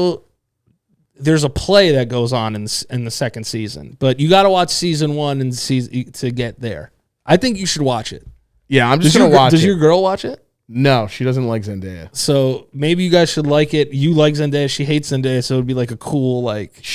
I should say she likes her, like she likes her character. She thinks she does good in like Spider-Man and stuff. And I will tell you this: nobody does red carpets better than her. Oh, She is one of the best. best dressed I fucking love her. people in the world. I don't know why. Maybe I fell for the bullshit, but I don't know. I love her so much. Yeah, it's just like Tom Holland's hot too. I'll fuck that guy. Yeah, I'll fuck that little fuck. I'll fuck the shit out I'll of that fuck the guy. shit out of that little bit. don't But no, care. because I just wanted to Little like English fuck. like Euphoria season 2 finale. It was okay. Right. I really wish a lot more happened. And people are like, oh my God, but like this thing happened. There's a huge thing that happens in it that just doesn't make sense. Right. And then there's another huge thing that happens that also just doesn't make sense. So it's just unnecessary drama for no reason. God, there's gonna be someone I know watching this. It's gonna be like, yo, bro, I was gonna wait like a few days. Well, sorry. Yeah, it's your fault. Yeah, sorry. But you did call me the spoil master on one episode. Oh, too. yeah, this kid's anything like possible. Like, you just fucking proved me wrong. yeah, you want to Prove me know? right. Because it's a show that if it's not that big a deal. Right. It's just not that big of a deal in terms of like getting spoiled. Like it's enough. Like so much happens without nothing happening. Is there, and then is there incest? Is there step-bro-ness? Gotta see. You gotta see. Damn, bro. Yeah. I'm down. I mean, step-bro. I'm down with step-bro shit. Oh yeah, I'm stuck in the dryer, baby. Dude, I'll stay. I'm stuck in the dryer. I'll stay like texting my girl and just be like, "Yo, what up, step sis?" Like all the time. Or no, I'll be like, "Babe, can you just do this? Like before you get here, can you bring this?" And she'll be like, "Yeah." I'll be like, "All right, thanks, step sis." I'm gonna text. And she's always just like, "Dude, stop." I'm like, "Step sis, but why?" I'm gonna text Selena that right now and see if she responds. She might Just be like, "Yo, what up, step sis? You chilling tonight?" Be like, "Yo, what are you doing right now, step sis?" But I have to say something that she'll know that I meant to text her. Yeah. Yo, how are the puppies doing, step sis? Hey, are those puppies sleeping, step sis? And you gotta write step sis. Sister's so weird. No, I know. That's like borderline kind of like you actually want it. Hey, are those puppies sleeping yet, step sis? About to bounce. About to come home. Yeah, about to come home. Yeah, see now, because if I just said, "What's up, step sis?" she'd be like, "Who the fuck? Yeah, who the fuck is it? Who is this meant for? Wait, let's see what she says. All right, so I sent it. How fast what is the average response time for you and Selena, you think? After 10 o'clock, she could be sleeping. She's probably asleep. I know her pretty well when it comes to like sleeping, but the average text back time, I would say like under a minute almost. Right. Bro, when you're engaged to somebody, the constant flow of communication when you live with someone it just never ends. Wait, what'd she say? Oh, she goes, "Step sis?" Fucking question mark. and no, two question marks. She'd be like, "Step sis." Do you need help getting out of the dryer? Do you need help putting Silvio and Tony to sleep, step sis? Step sister. Step sis? God, that's gotta be so weird for her. She's gonna be like, "Are you like trying to show me that you want some new thing happening at home?" Or something? Right. She's gonna be like, "I don't understand." Step sis with two questions. She's pissed. She's pissed. She's not enjoying this. I'm not enjoying this, step sis. Yeah, like fucking. That is so funny that you fucking text your girl step sis. That is hilarious, dude. Well, we were like saying, I was like, "Can you just bring this, step sis?" And she just goes, "Ew." Oh, what'd you say? Who is step sis? Wait, did she not know the porn? Maybe. She probably doesn't. She probably doesn't know. Also, dude, what do I write? Dude, incest is huge in the country. Yeah, it's also disgusting. it is incest, right? If it's step bros and step sisters, it is, right? It's a joke on those pornos. She's gonna be like, I don't know, I don't care. Everybody is God. The poor people that have to be somehow a step sis or step bro. I like how you're explaining it to her too. Stuck in the dryer. Imagine she goes, "Oh yeah, I just finished watching one." Step sis? Step sis? She's so weirded out right now. It's going to be for the show, obviously. I know. And then she'll see. Oh, God. I love doing this show. It's fantastic. Yeah. I think it's a good time to wrap it up on Step Sis, to be honest. Holy shit. We've been doing the show for 2.5 hours?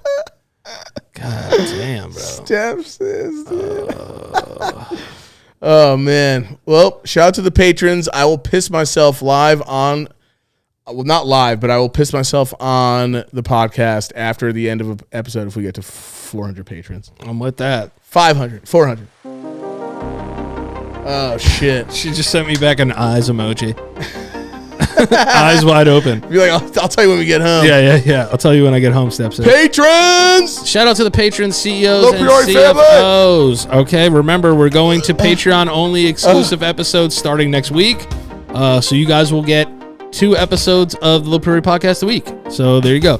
Allison Meta, David Simpson, Ivan C. Feliciano, Joseph Arsenault, Josh Kakashi69 Diaz, Marvel Malang, Big Mo, Nicole Derelou, Nicholas Nielsen, Ryan Blake, Tariq Judah, Real Pachu, Puerto Rican Pikachu, Tim, Turbo Chubbs, Alessandra, Ashley Sparacino, Bessie, Bronson Link, Carmen Julia Fisher, Louis Dryfish Jackson III, Chantrell Mayer, Colin the Step Chungus, Corbin, Damn, that's dope.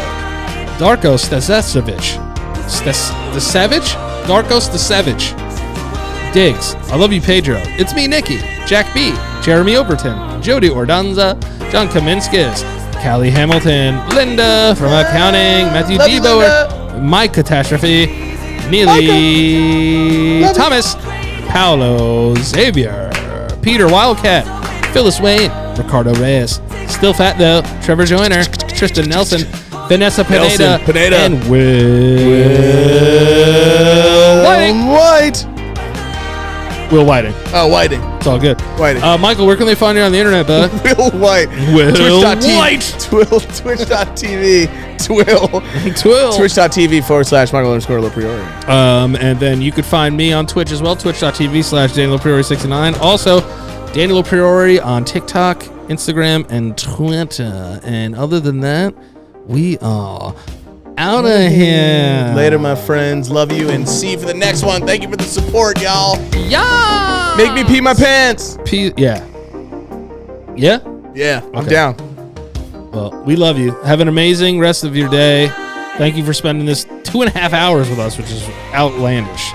But, yeah. Deuces. Putin's a bitch.